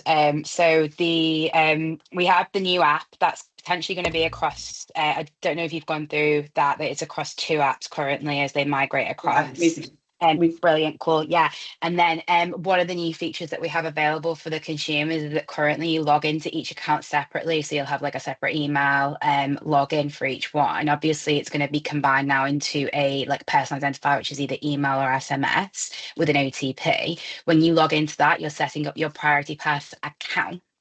Once you set up your account, you can add additional memberships to that account, so you don't have to log in and out of each account to access your card. So that's something new that we haven't done before. It will hold them all in the same space. They can toggle in and out of their memberships depending on which one they want to use and which one's more beneficial to them. So for instance, they could have run out of entitlements on one of their accounts, say Chase, and then they move across to Amex to use the rest of them, or they have different benefits. So for like some of our Amex members, they will have pre-book entitlements available to them, which we haven't done before and we've just launched. Or they'll have guest entitlements that they have available, so they'll pick and choose depending on their travel need as to which account that they'll use. Yeah, so you will at one point when migrating have members that are operating across 2 different apps depending on which membership they're accessing. Obviously, when we get to a full migration, that won't be an issue moving forward, but we do need to consider that as part of the migration. Thank you. Any questions on that one? That makes sense. I actually did think about that happening out. Yeah, and one thing that's been highlighted is that we can't identify those we can't accurately identify all members that have multiple memberships, so we don't know. It's not like we can target them in our campaign saying, oh hey, your Amex is on this but your Chase is on that. It's going to be a little bit more difficult, so the FAQs will be there to support, I'm sure, but it's going to be that how do we target them without creating problems within their journey, specifically when they're at airport, which I'm sure Liv's gone over, and we want to make that as seamless as possible. So it's the education leading up to. Yeah, so I'd imagine that where the issuer doesn't allow us the data, so like on the Diners Club scenario, for instance, we wouldn't know if those people had multiple memberships. So we'd have to cover ourselves with an if you have more than one membership, this makes it easy, all in one place type thing. Yeah, Yeah. if you've already created an account, then add your membership. Yeah. If you haven't, you'll have to reactivate. You'll have to kind of, when you migrate, you'll have to activate your account, and then you can add any additional memberships after that. So yeah, it is kind of a bit of it's a bit more of a scattergun approach, I think. Equally, Okay. like there is a real burning need for us to get you to consider the how up to date the app is, and how, you know, and how invested you are in providing all the information. Like, is your payment card details up to date, so that when you get to the airport, you're not trying to do it as you get into a lounge? Because the problem is that if you're trying to use the app, update your membership, do whatever you need to do, chances are that outside the lounge, the Wi-Fi won't be brilliant. There'll be a queue, people will be tutting, because everyone just loses their mind when they travel. It's like they leave civility at home and they like lose their shit over the tiniest little things. And so what we need to do is really make sure that at the point that the membership is made available to them, that they really see the benefit of putting all that information in. Because there is a horrible statistic, I think, and I can't remember exactly what it is, we'll dig it out, that most people get to the airport and think, oh, I haven't done what I needed to do, and then they try and do it, and then it's really problematic to try and be able to update everything that you need to do. So there's one thing we haven't considered as well is like these people might have multiple memberships with us, but they might also have it with our competitor, so they could choose to use something that they've already set up with them. So it's super key that as soon as they're getting those comms, they're ready and migrated. Yeah, so that initial update is really important. We can tell them, but we need to make sure they update right then and there, and not only when they go on a trip. Yeah. Don't be like me, in short. Okay.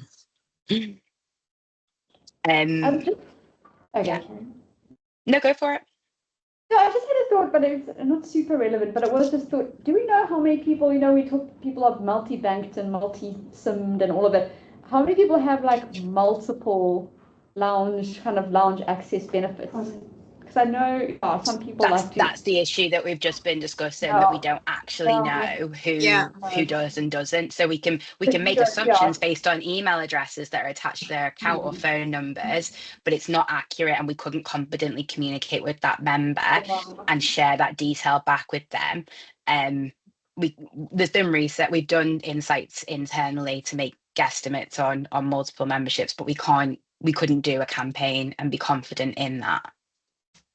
Yeah, and I think it's getting more common though, because people like to have their choice of lounges, depending. Yeah. Crazy. Multiple credit cards, depending. Yeah, there's like I think we went through it. There's like one of our banks provides like a shared membership as well. So you've got a couple of people attached to an account, and therefore they've all got access to that benefit as well. So yeah, that makes sense.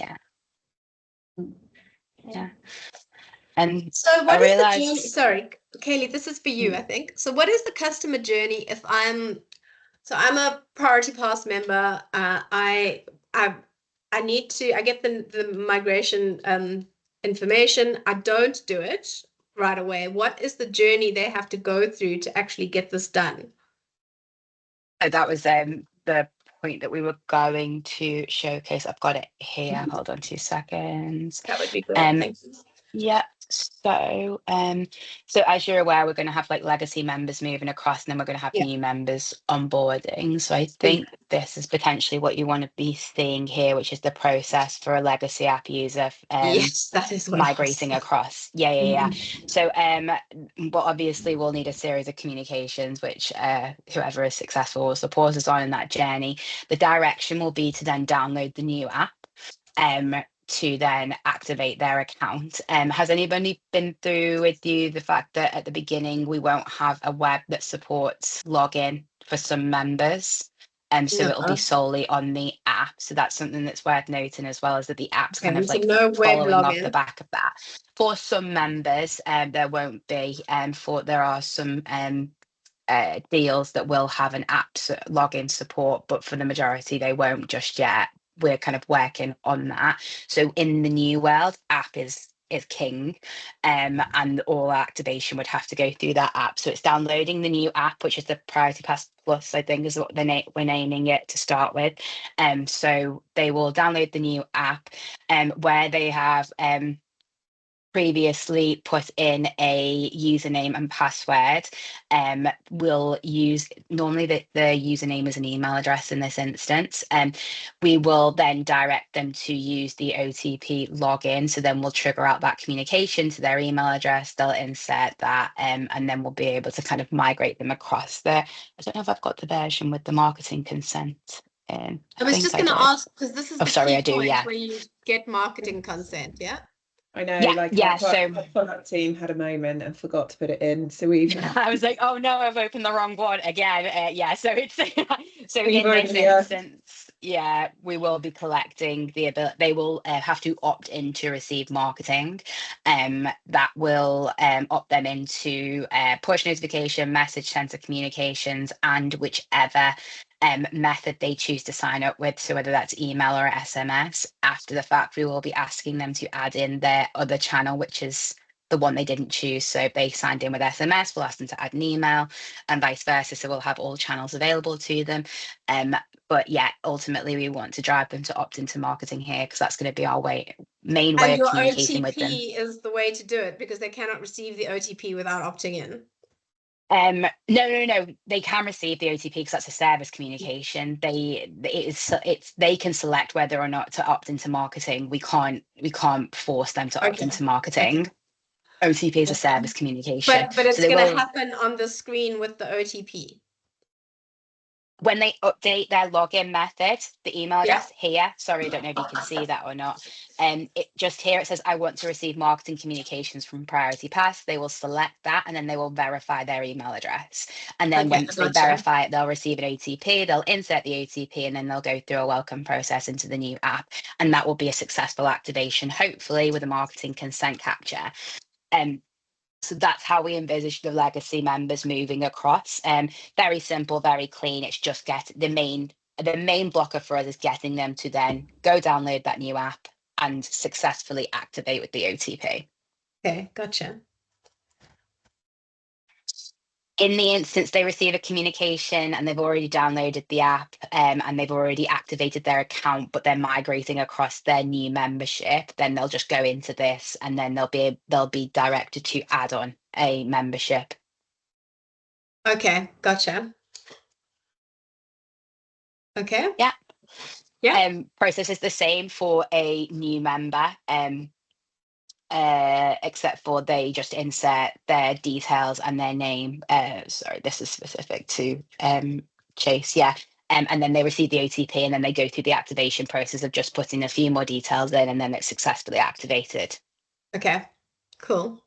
Yeah, same app, same everything. So gotcha. Cool. Any questions on that? Don't think there's anything that I've missed. No, I think that's pretty straightforward, and it's very slick. I'm glad that it's so simple. That's awesome. And then took us a while to get there, but it's much slicker than it was at the beginning. Just a quick question on update versus download. So people who are on the legacy app, do they have the option? Is it an update call, update your app, or is it a download the new app? Download the new app. Yeah. So that's the issue, is that there will be two apps available. Once fully migrated, we'll obviously be able to remove one of them, but that will be a pain point, I think, at some point. So that's why the education is so important. Yeah. Also, the way the apps look in the App Store. So what we have done in instances like this, we're actually in the process of doing it for MTN, because one of they're sunsetting one app and they're bringing another app on board, is to make sure the icon in the web store looks significantly different, and you actually reflect the look of that icon in the email so that they know which icon they're looking for. So obviously we would have those two app icons looking different, right? Yeah, we've created a sort of sub-brand that will kill as soon as we've got rid of the legacy.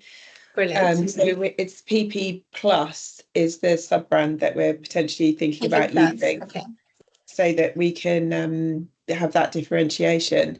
And then as soon as we're off the legacy platform, or enough off that platform, then we'll remove that plus from market. Gotcha.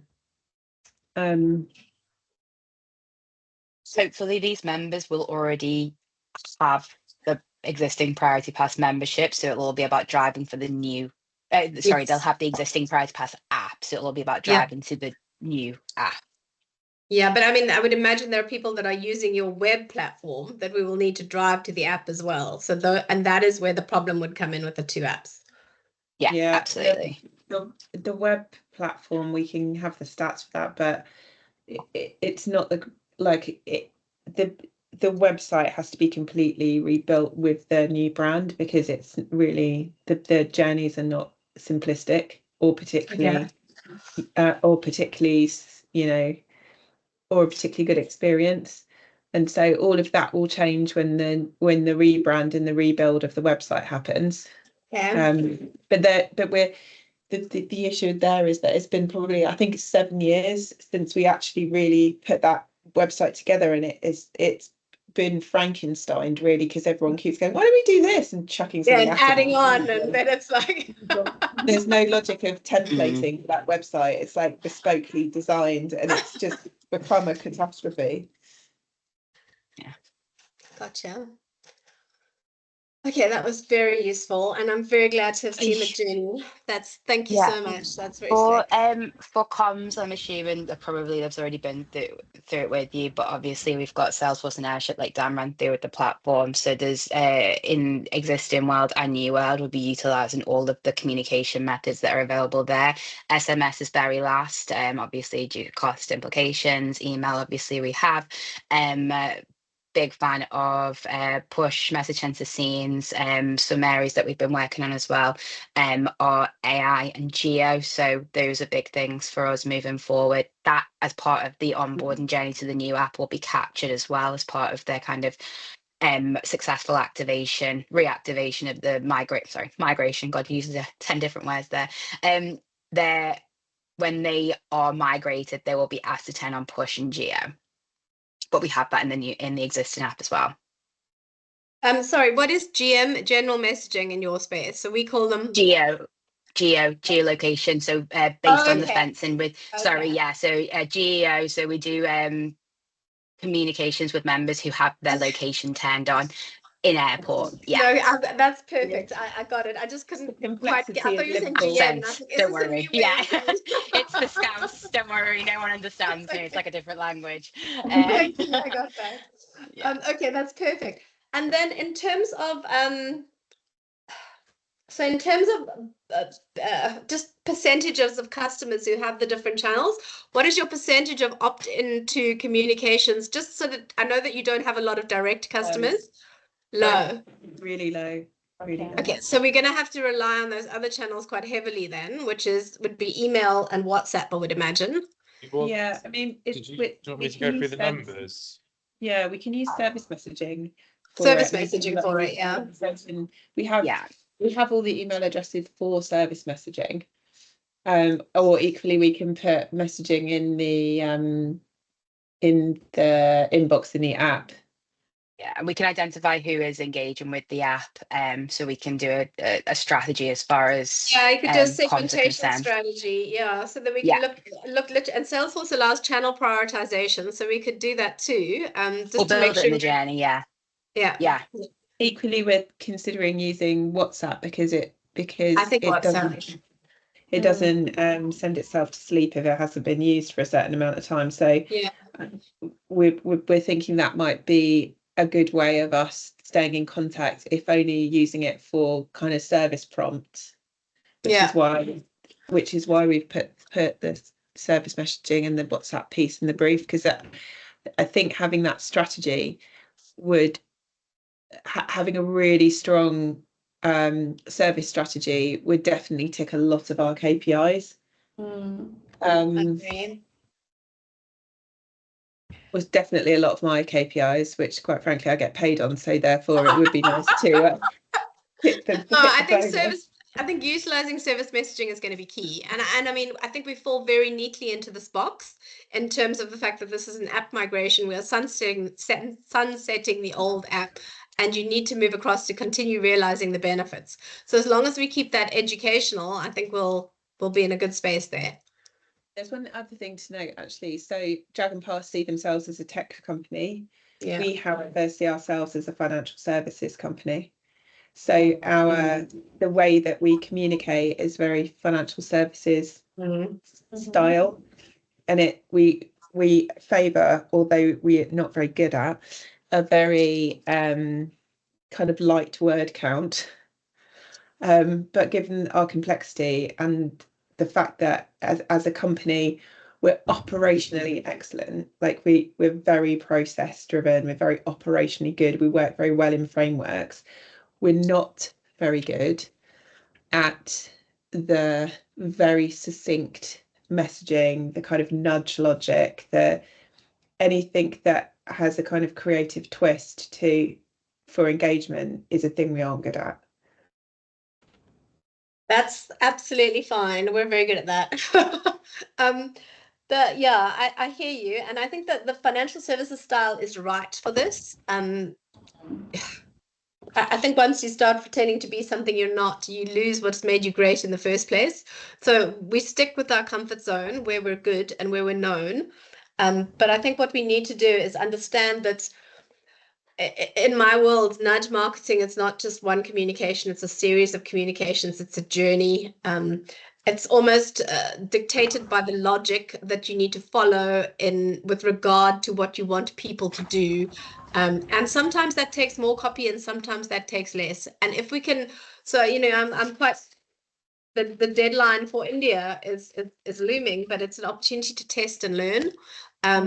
So if we can use that as a test and learn space and look at what messages really move the needle, so we can do some A/B testing if the quantities are there in each of the sectors and the cohorts, so that we understand by the time we get to the next market. And yes, I know that every market is different, but I think there's a set of universal principles that apply to communication logic that we could potentially use to leverage in the next rollout.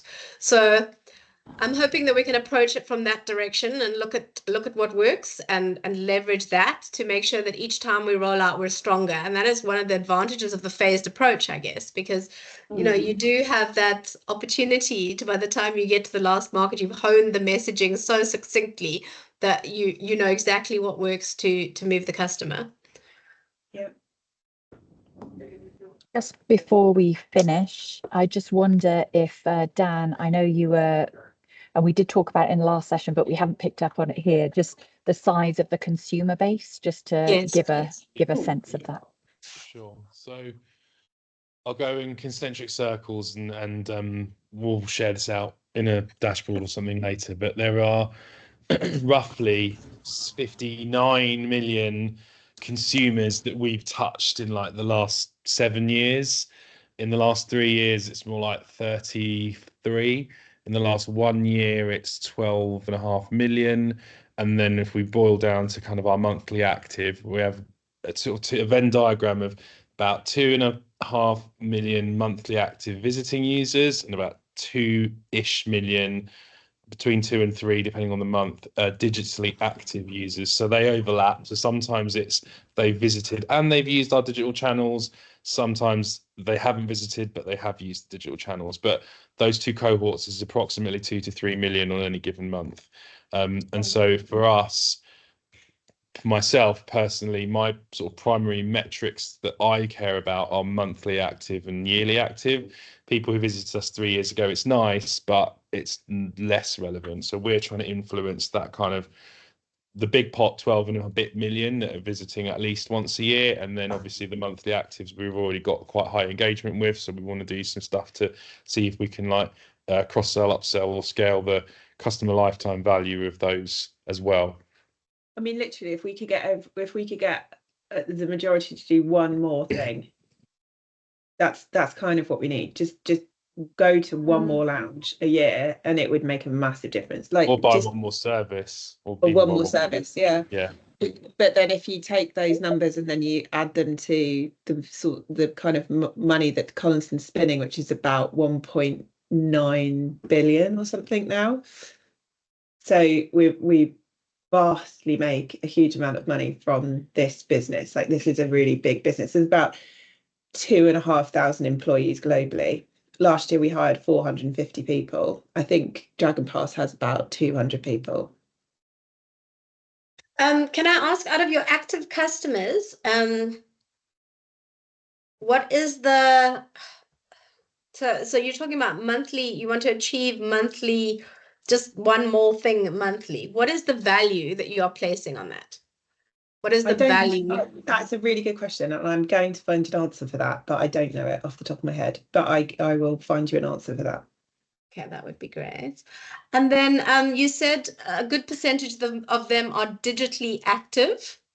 So how do you define digitally active? Using the app effectively. Okay, using the app.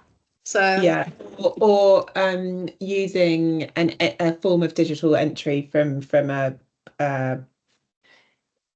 like a network app. So like using Chase's app to enter a lounge, we would determine that to be digitally active. Okay, gotcha. Okay. And then in terms of so the 12.5 million that are what we're calling nearly active that used last a year ago. I mean, obviously we've got consumer profiles that you can then overlay onto this this database, I would assume. So I would assume those 12.5 million are not your regular business travelers. They're probably holiday travelers or holiday spenders or something like that. And those people, if we can move them to one more thing, given our new app and the plethora of services there, that is where the growth lies, right? Absolutely. Okay. Gotcha. This is very great. I'm loving this. Thank you. Lovely. So we've shifted audience, and we have the lovely Emma see, with us today. This is seamless. Hello, Emma. I don't know if Emma's going to get joined by Andy. I believe so. Yeah. Emma and Andy are going to talk through partnerships. Emma, Yeah, I just want to rush and fill up my water glass again. I'll be right back. Go for it.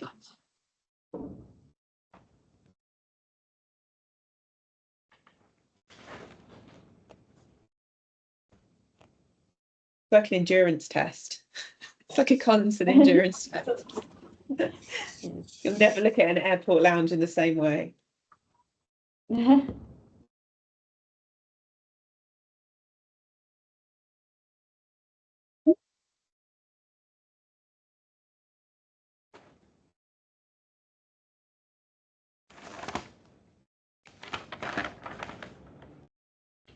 have a quick question while we wait. I assume it kind of has been answered in various ways, but just to double check. So the app itself will not be sunsetted until the old one, until everyone has moved across. But you, as a client of X or cardholder of X, can't use the old app once. So it will be sunsetted for you, essentially.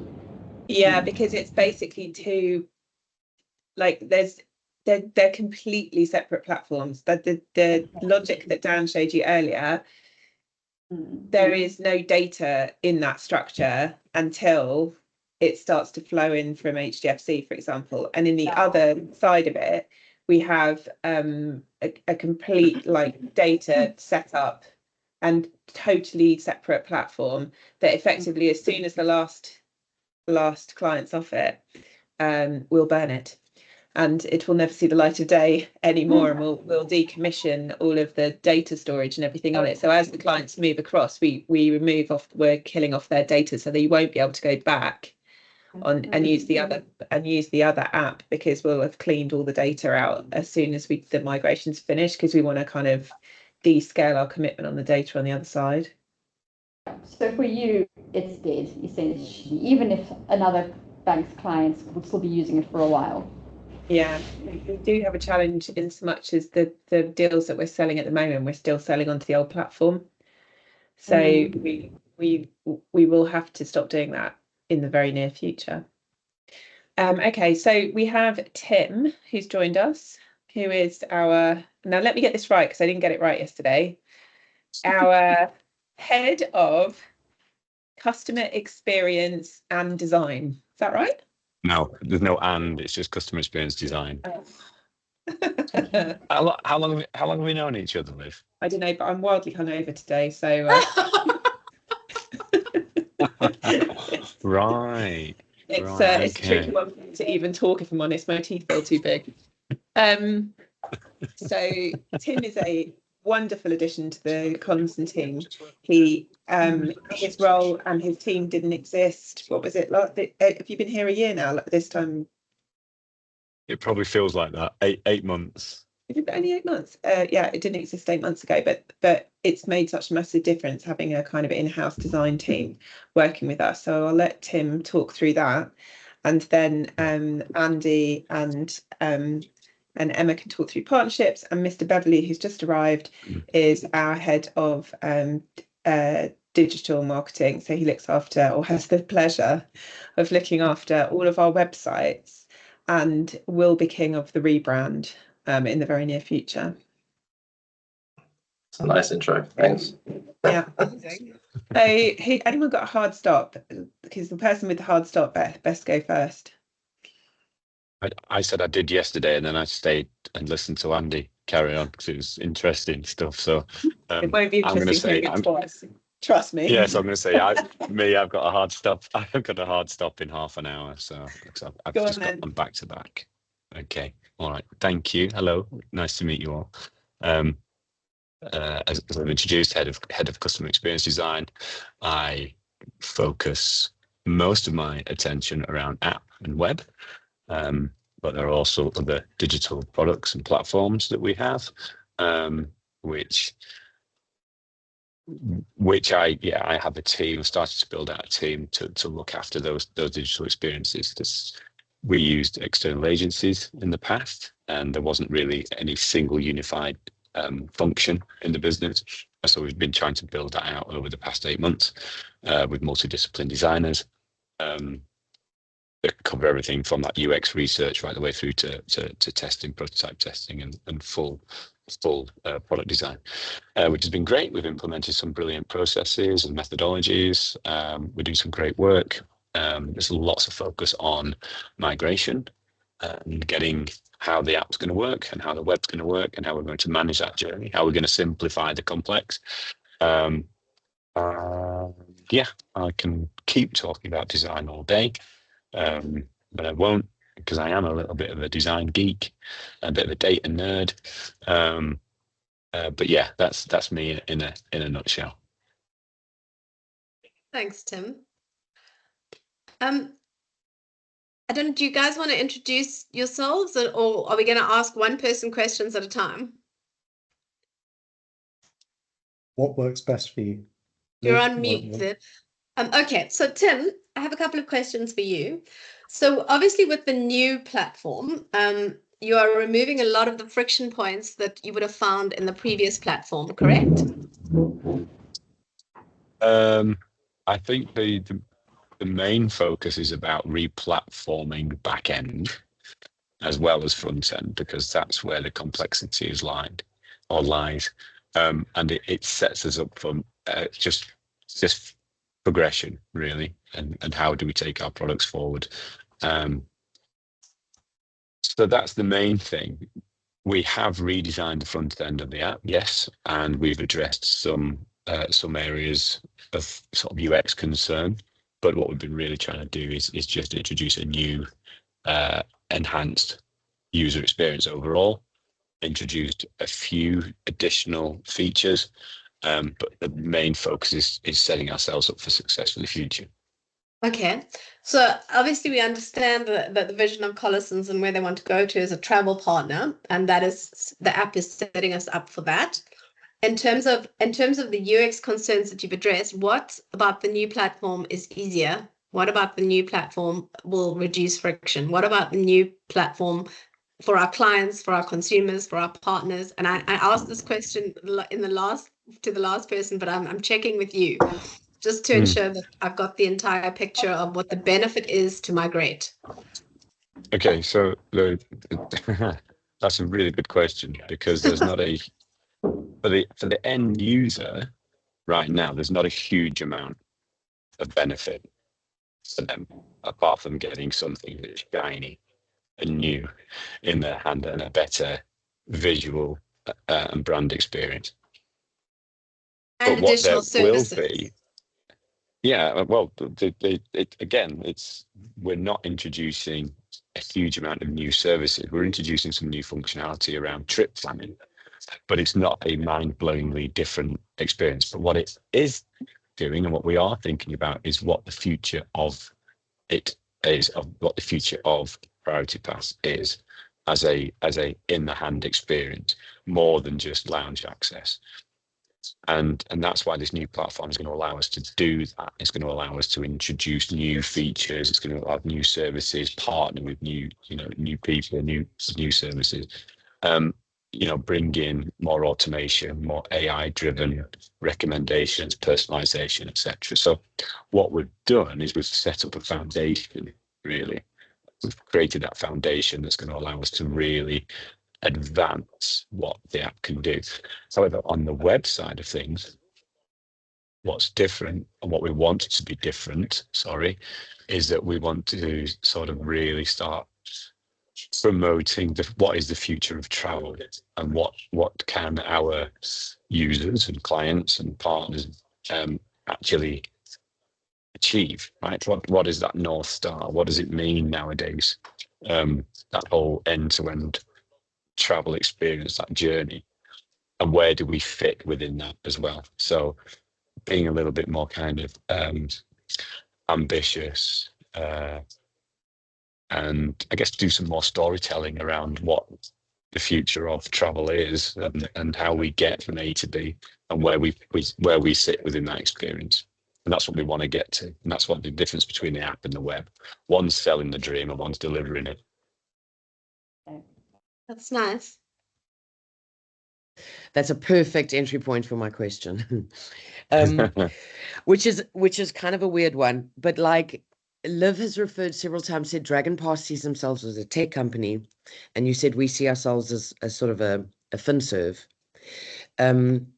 Within this context, what is the role of the app? If we're not a tech company, what's the vision for the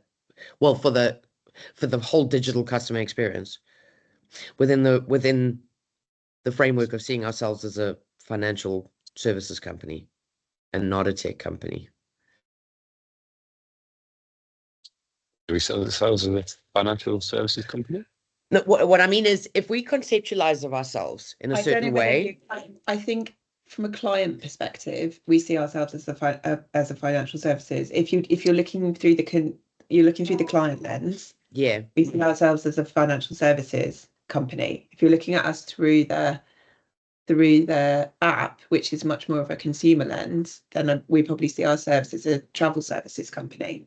Okay. But in the style of like corporate communications that would go out to our clients and to our partners, they have a much more financial services lean to them. I think what I'm trying to say is, if Dragon Pass are seeing themselves in a certain way, how do we see ourselves differently? And how does the digital experience reflect that? Does that make sense? I think what we're trying to achieve with the digital experience is to set ourselves up as the kind of, I think you can challenge this, Tim, like a kind of one-stop shop go-to for really brilliant in-airport travel experiences. And equally for us to kind of branch slightly outside of that remit as well by offering experiences, when you're on holiday or in other countries, etc. And it's even from a kind of B2B perspective, Andy's done some work recently with office spacing. So you can use Priority Pass to connect you to office spacing, so you can work abroad as well. So I think the idea is that we basically become more of a travel companion and a collector of all great experiences. That's kind of the way that we want to position ourselves, which leans into this kind of longer, broader North Star of being this kind of world's biggest travel ecosystem. Yeah, I completely agree with that. And I think if let's use Airbnb as a little bit of a kind of use case here. They set out to deliver one thing, right? They were delivering access to beds, right? And then it became access to houses around the world. But that's pretty much what they're known for. But now they want to be the everything app, right? The everything app offers more than just access to houses and places to stay. It's experiences, you know, from chefs to travel to all sorts of stuff. And that's what we're doing, right? If you think about that start journey, waking up in the morning, you know, on your day of your trip, or planning that to getting to your destination, right? There's a hell of a lot that happens within that journey, right? From getting to an airport to parking to fast track to lounges to eating. When you get to your destination, it talks about office space or other maybe concierge services, and then back again, right the way to unpacking your bag at the end of the trip and going, right, what next, right? That's where we operate. Dragon Pass are just like airport and lounge, right? Gotcha. So that's where we. And the app is we the wanna- lived experience of all of that, connecting us to It all of will those be. pieces, right? Yeah, absolutely. And the current app already does that. We offer additional access to additional services, you know, to taxi booking, to meet and greets, to office space and luggage storage and wellness support, all that kind of stuff.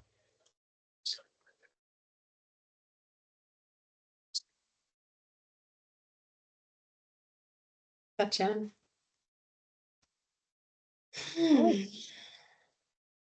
There's something in that selling the dream versus delivering the dream, something. Definitely. Right, partnerships, people. You're up. Was Okay, Tim hi. as inspiring as Andy was yesterday? Andy. Yeah, I'm glad that Tim went first. Otherwise, I would have missed out. But you're welcome to leave now, Tim. I have to say, I warn you now, it's the same old shtick. So just leave. Now I feel awkward, so I'm just going to stay and do some stuff in the background. Works every time. Thanks, Tim. Every time.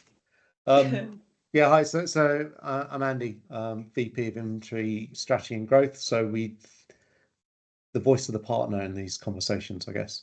So when we talk about our partner network, we're predominantly talking about lounges, airport lounges. These are common use lounges, a sprinkling of airline lounges, but principally common use lounges. We also have about 300 lounge alternatives. So these are other services within the airport, such as restaurants, spas, sleep pods, gaming lounges. So we have our core inventory of lounge, then ancillary inventory around alternatives where consumers can use their lounge visit allocation app. So they can use it to enter a lounge, or they can use it to enter a sleep pod, or get a massage, or get some money off a food bill, etc., etc. We then have a third ring of airport services. So meet and greet, transfers, car rental, fast track, airport parking, etc., etc. All of which are currently positioned as consumer pays. So on this day of travel journey, we've got stuff that you can buy as part of your membership to get access, but then there's a whole load of other ancillary services that you can pay for. And then when we think about the wider travel companion piece, as Liv says, there's stuff that's downtown, whether that's experiences, workspaces, intermodal mobility, whatever else we decide to add into the ecosystem in terms of access to events, tours, concerts, etc., etc. So in all of that, we have a variety of partners that are loosely connected through Priority Pass, but our relationships, both commercially and in terms of the depth of our relationships and in terms of the operational experience of our partners, varies enormously depending on what sort of partnership we have with them. Thank you, Andy. And obviously there's a separate section of the app that will have a partner login. So not necessarily on the app, but we are building a web portal on the new platform that partners will be able to access, and that will become the sort of the principal point of interaction with us. So they'll be able to access that for content updates that will then flow through to the consumer app, for bidding queries, data analysis, partner news, complaints, reviews, etc., etc., etc. So there will be a partner portal that will be available to them in the future. How do you communicate with them currently? I'll let Emma talk to that as our marketing expert. Yeah, so I'll give you a brief overview of what my role is, and then hopefully that will bring it together with what Andy's just mentioned. So I'm the partnership marketing manager. So I create valuable marketing for our global partner and lounge experiences network. And this is done through our social channels, consumer comms, PR, working directly with those channel owners and also working directly with partners. So we all work collaboratively. And that can be for any support, we support our current partners through those channels, or it could be new additions to the network. It could be to increase footfall where it's falling it could be falling behind, or it could be pushing capacity to other lounges where we'll see lounges that reach capacity, then we'll try and push that message to other lounges. And then also I send out partner newsletters directly to our partner network. And this could be anything from insights to reports or any news across the business that we feel that partners would like to hear about. Or if we want partners to update their imagery or signage at lounges to make sure we've got a presence at their lounge. We send our partner emails and newsletters through Salesforce Marketing Cloud, and we send it in our 5 key languages. And we pull data from Salesforce into Salesforce Marketing Cloud to be able to do that. Also, our operation partner ops teams send out emails, and that's quite varied. So if it's quite a large audience, we'll send that through Salesforce Marketing Cloud. So those could be any fair use policy updates, any lounge level updates or training that they need to know about, or if it's a smaller audience or quite a reactive message, then the partner ops teams would then send that out directly through their inbox, because it could be a two-way conversation. So at the moment, we're going through this whole communication strategy to try and bring that all together, looking at our data, doing more dynamic content, making sure we're bringing all the messaging together and just doing it a bit better than we have been. So yeah, it's in a place where we've gone through that discovery phase, but it's just looking at how we bring it together and be a bit better, especially with our tone of voice. And now I'm sending out messages through Salesforce Marketing Cloud, and then you've got partner ops sending their own emails in a different tone of voice. So we're just working all that out. Just listening to you, Emma, it sounds like there are 3 kinds of comms. And correct me if I'm wrong. So there's communications on behalf of the partner to the end consumer, and that's where you're talking about the capacity on lounges and the social posts driving people to it. They're direct communications to the partner about issues that affect them. And then there's using the partner as a channel to communicate with the end consumer by putting branding and things in their venues. So our newsletter covers any insights they'd like to hear about, any news in the business, but also will include in that same communications to update, just sort of like reminders or refreshers to update any signage or have signage, or making sure their listings or imagery is up to date. So we try and include that as a kind of a regular, communication out to them to make sure that things are kept fresh for them. So when you say update signage, is that so if I think about a lounge experience, the tent cards on the table, the posters on the walls, do we provide that to the partners and they put it up, or do they develop their own? It is a bit of both. Some partners like to create their own, so we'll provide what we need to them, or the majority of times we would create digital signage or physical signage, and then our partner ops teams then deliver that for them. Okay. And what is your engagement rate like on newsletters or things that you send the partners? Are they highly engaged in this? Do they follow through? It is highly engaged audience. So our audience size is about that we send our newsletter to is an average of 2,500 contacts, but they're highly engaged, so they react with us, continuously. So we do have above standard open rates. That's amazing. And what do you have? Sorry to interrupt your flow, Catherine, but that's fine. My flow is terrible. You can interrupt at any time. I could go on forever, so best you do. just to contextualize something that Emma said about our engagement. It's really important to remember that of our 1,300 lounges, that's probably across 500 partners. The largest partner operates 80 of them. The smallest one operates 1. The largest partner, we do millions of dollars worth of revenue with each year. The smallest one, we do thousands. Our engagement rates may vary significantly across the size of the partner. Our most strategic partners are not necessarily the ones that are most engaged with us. Yeah. And who is typically, I'm trying to think, when it comes to when we're changing this platform and we need to start communicating with them, I mean, what is the sort of decision maker or the kind of lines of communication look like to the partner? Who typically are you dealing with on a day-to-day, and is that person the most important person that you deal with, if that makes sense? So I guess in terms of the DMU, the decision-making unit, how does that flow down into your partner base? Well, a lot of that, I think, comes back to what the specific communication is. So we have, broadly speaking, I'd say that our contacts can be divided into commercial, finance, operational, front of house, and legal. They're probably the 5, and maybe there's an operational one in there as well.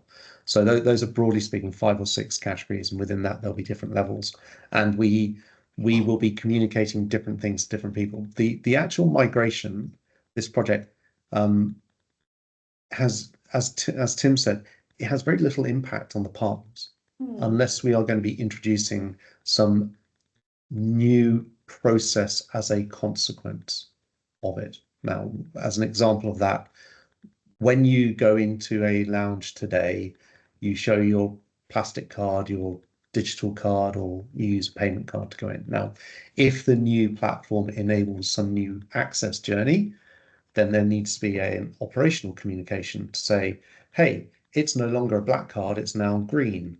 It's no longer a static QR code, it's one that spirals around and sends off fireworks or whatever it might be. So there's an operational one. So, but if there are subsequent, not just changes to the operational bit, but impacts of that, so we're able to say, which means that entry into the lounge is reduced from 30 seconds to 10 seconds, or entry into the lounge is increased from 30 seconds to 1 minute, that then becomes more, not just an operational one, but a communication that we need to send to the guys at head office, etc., etc. So it will vary on what it is, but the actual impact of replatforming, clients migrating, is negligible on partners. It's the stuff that's going to come later that, as Tim says, the enabler that these foundations will lay, that will probably change the way we talk to partners. So do you see the partners as more of a channel through which we can promote the update, the download the new app messaging in this instance, given that there's no real impact for them with the new app? So they are a potential channel, as you said. There's a potential channel for us to talk to consumers via. However, we are not a particularly good partner with some of our partners. They are a supplier, we are a procurer of space in terms of that relationship. So what we want to do is we want to change the basis of that relationship, become a partner, so that there is some value and there is some incentive, and they're not, for them to actually do that, to be able to use them as a vehicle to communicate to customers. Now, there are some things, again, operationally, that they will have to do. An example being, as a consumer, I may have multiple memberships from Priority Pass, from Dragon Pass, from anyone else. And I stand at the front of the queue going, oh, try this one, try that one. Why doesn't this one work?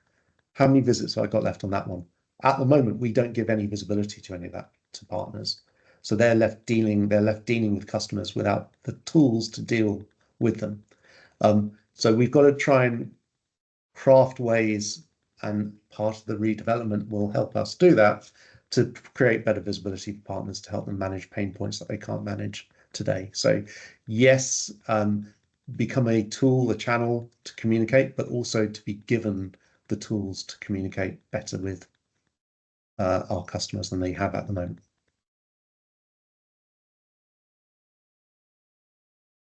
Right. I just want to jump in at that point and ask about something you said just now around the breadth of our types of partners, and I suppose the same applies to the breadth of our types of clients. Silly question: do we tier them? How do we? No. Don't we? So we okay. we tier them from a internally. So we have a concept of strategic partners, yes, both globally and regionally, and a tier 1, A, B, 2, and 3. So yes, we have a concept internally. From yes. a customer perspective, there is no tiering. There's no No, segmentation. that's fine. I was more thinking from our point of view because of the comment you made about partners with strategic value.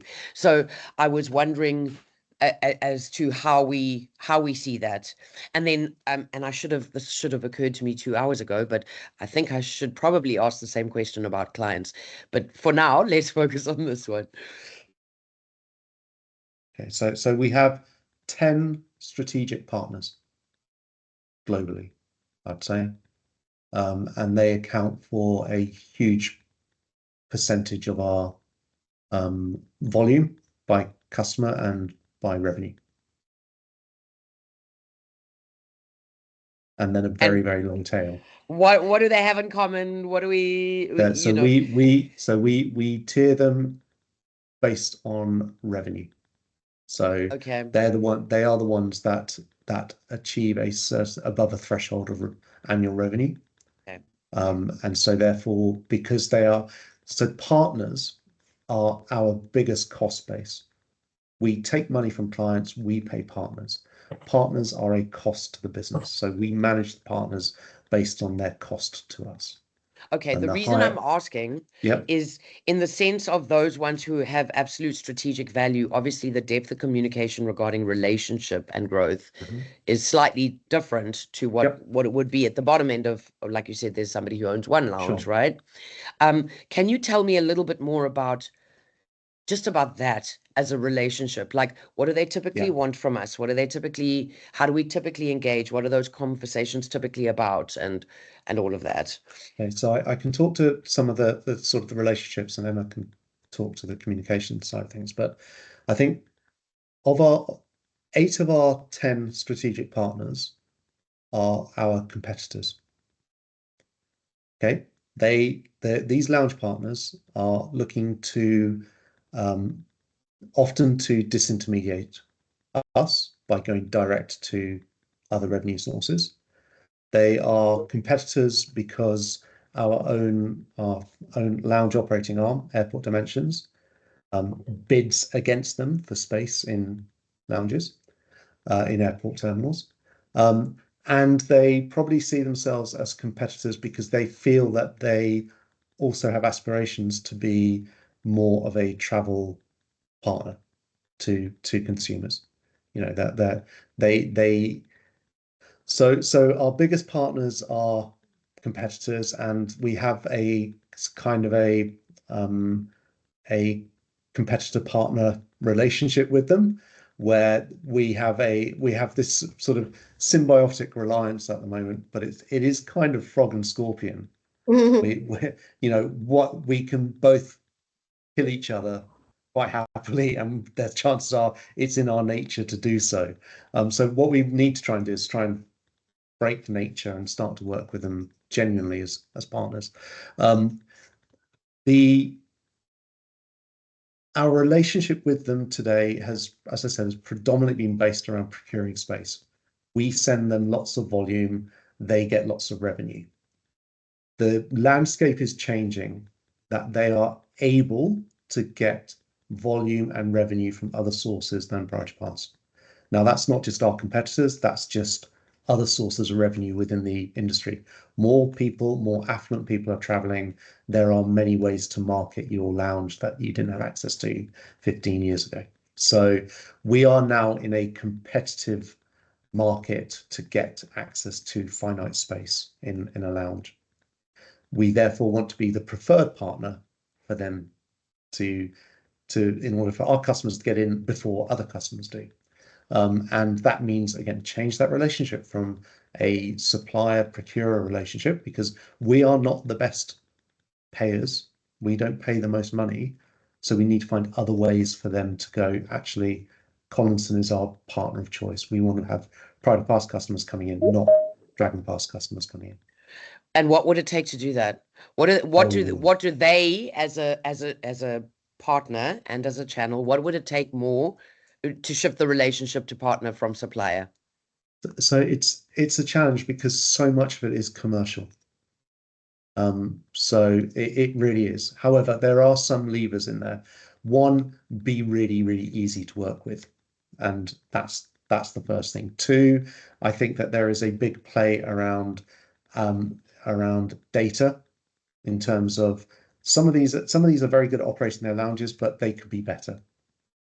I think that there are aspirations for us to become more of a consultative partner to help them with the way that they operate their lounges. So there's a lot of industry insight, a lot of lounge operating expertise that we can bring to partners that we don't currently. Which would then imply some sort of, as you're saying, we're the best and we're the biggest, and what we want to do is say to them, we truly are a thought leader in this space, and here is expertise on how to, from our customers, on how to better run your lounges, kind of thing, or whatever the case may be. Okay. But again, being very careful not to overstep the mark, because they're lounge operators, we're not. As yeah. No, I'm with you. How do you position yourself as an expert to someone who is an expert, and would probably get offended if they thought you were trying to be an expert? By being an enabler, basically. So it's like it's a very much a kind of the caddy versus the golfer type scenario. Yeah, but I see the issue. And you're saying when it comes down to commercial, actually what they're looking for is, can you bring more volume? Can you bring more feet? Can you bring higher yield? Not necessarily more volume. They want to be paid more per customer, not have more customers coming in. Okay, got it. Okay, thank you. Okay, I'm just going to jump in because I'm conscious that we are over time. So much over time, my headphones batteries have died with the time that we've had. So I'm literally in a corridor in the office trying not to be noisy. So yeah, I think unless there's any other burning questions for these guys, or Graham, if there's anything that you want to add, because conscious that you haven't had the chance to contribute yet, then please do, and we'll look. Thanks. I can give a brief overview from a web perspective. Tim and I are essentially siblings in the organization, me sitting in marketing and him in product. So our focus at the moment is to redesign the Priority Pass website. It's running on really old technology at the moment. It came in about 8 years ago, a content management system called Sitecore, which we have been really bad at maintaining. So we brought in a new CMS into the organization called Contentful. And we have engaged with our design agency in Cape Town called Make Rain, who are going to be doing a complete end-to-end redesign of the customer experience, brand experience on the Priority Pass website. We are just kicking off that project. It's going to be really, really big and really, really exciting. I personally would love to see a experience between web and app that's on parity. At the moment, you don't get a lot of the stuff that's happening on the app available in web, and there are features on web that you can't do in app. And there's some ridiculous things like you can't renew a membership online. You have to phone into our contact center, like basic stuff like that we really need to sort out.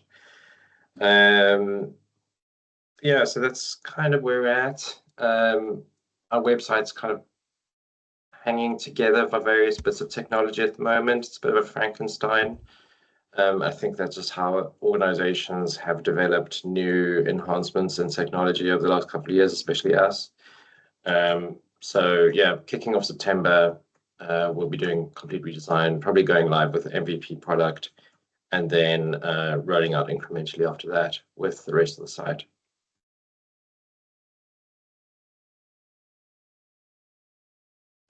In terms of the look and feel of the new site, Graham, are you, because obviously Priority Pass exists in a very limited space, are we looking at changing the look and feel? Are we looking at giving all of that an update together with the website? Yeah. So there will be a new Priority Pass brand. Have you not spoken to this, Liv? I was going to say, Graham can't wait to tear down the website and start it all over again. I mean, yeah, I want to put that thing in the shredder. Yesterday. We have a lot of complexity we have a lot of complexity on the website of our own making that Graham and I both wildly want to get rid of, and Chris, our kind of overarching boss, is of the same opinion that the complexity of it needs to die, really, so that we have much more templated approach to how we move forward. But it is a big question for us at the moment as to, and Graham posed it yesterday to product, and we were talking about the branding kickoff, as to whether we persist with the web and we force it to be a more app-based program. And I don't think we've made the decision yet that how we're going to go with it, and the website becomes more brochure aware than it does than it is at the moment. But we haven't really made a decision, and equally we kind of feel with the website it'd be lovely to do something brand new and completely thought through and all the rest of it, but we're in flux. So because we've got to maintain the status quo as well, we're going to have to do a lot of throwaway work so we can support the old platform at the same time. But we just can't really wait for the rebrand anymore. Okay, I hear you. Yeah, ideally, if we were on the new back end of the membership system, we would just do a complete redesign and plug it in. But that part is moving at the same time. So what customers will be on the old platform, some will be on the new platform, and the website's got to adapt how it positions or what content it can deliver to which customer based on which platform they're on. It's going to be really complicated. But it is how it is. Then the kickoff of the rebranding of the website is why Graham and I are in the state we are today, to be honest. Because we have our South African digital agency over to talk through a lot of that. And you South Africans can seriously drink and we seriously can't. It's a problem. It's a problem. The other way around, but okay. I am from Cape Town, by the way. I've just lost my skills. Oh, time will do that to you. Okay, thank you so much, guys. I know we're over, but this has been very, very useful for us. I think we all have a better understanding of all of the moving parts now, and definitely a better understanding of what the platform can deliver, what your end goal is, and how we're going to get you there. So, yeah, thank you. A lot to think about. Very grateful. Thank you. There's a lot of valuable stuff shared. Thank you. You're welcome. Great. I'll send across the recording and the link That to would the be great. transcript. Thank you, Claire. Yeah, That would be as soon as it's fantastic. available for you guys. Thank you. Cool. Thanks All so right. much. Thank you so much Thanks, for your Em. time. Nice to meet you. See you later. Thank you. Bye. Bye-bye. Questions. Sorry. Okay. No, Yeah, it's problem. just This us. is the Okay. question. Cool. Well, let's stop this. Bye. Bye.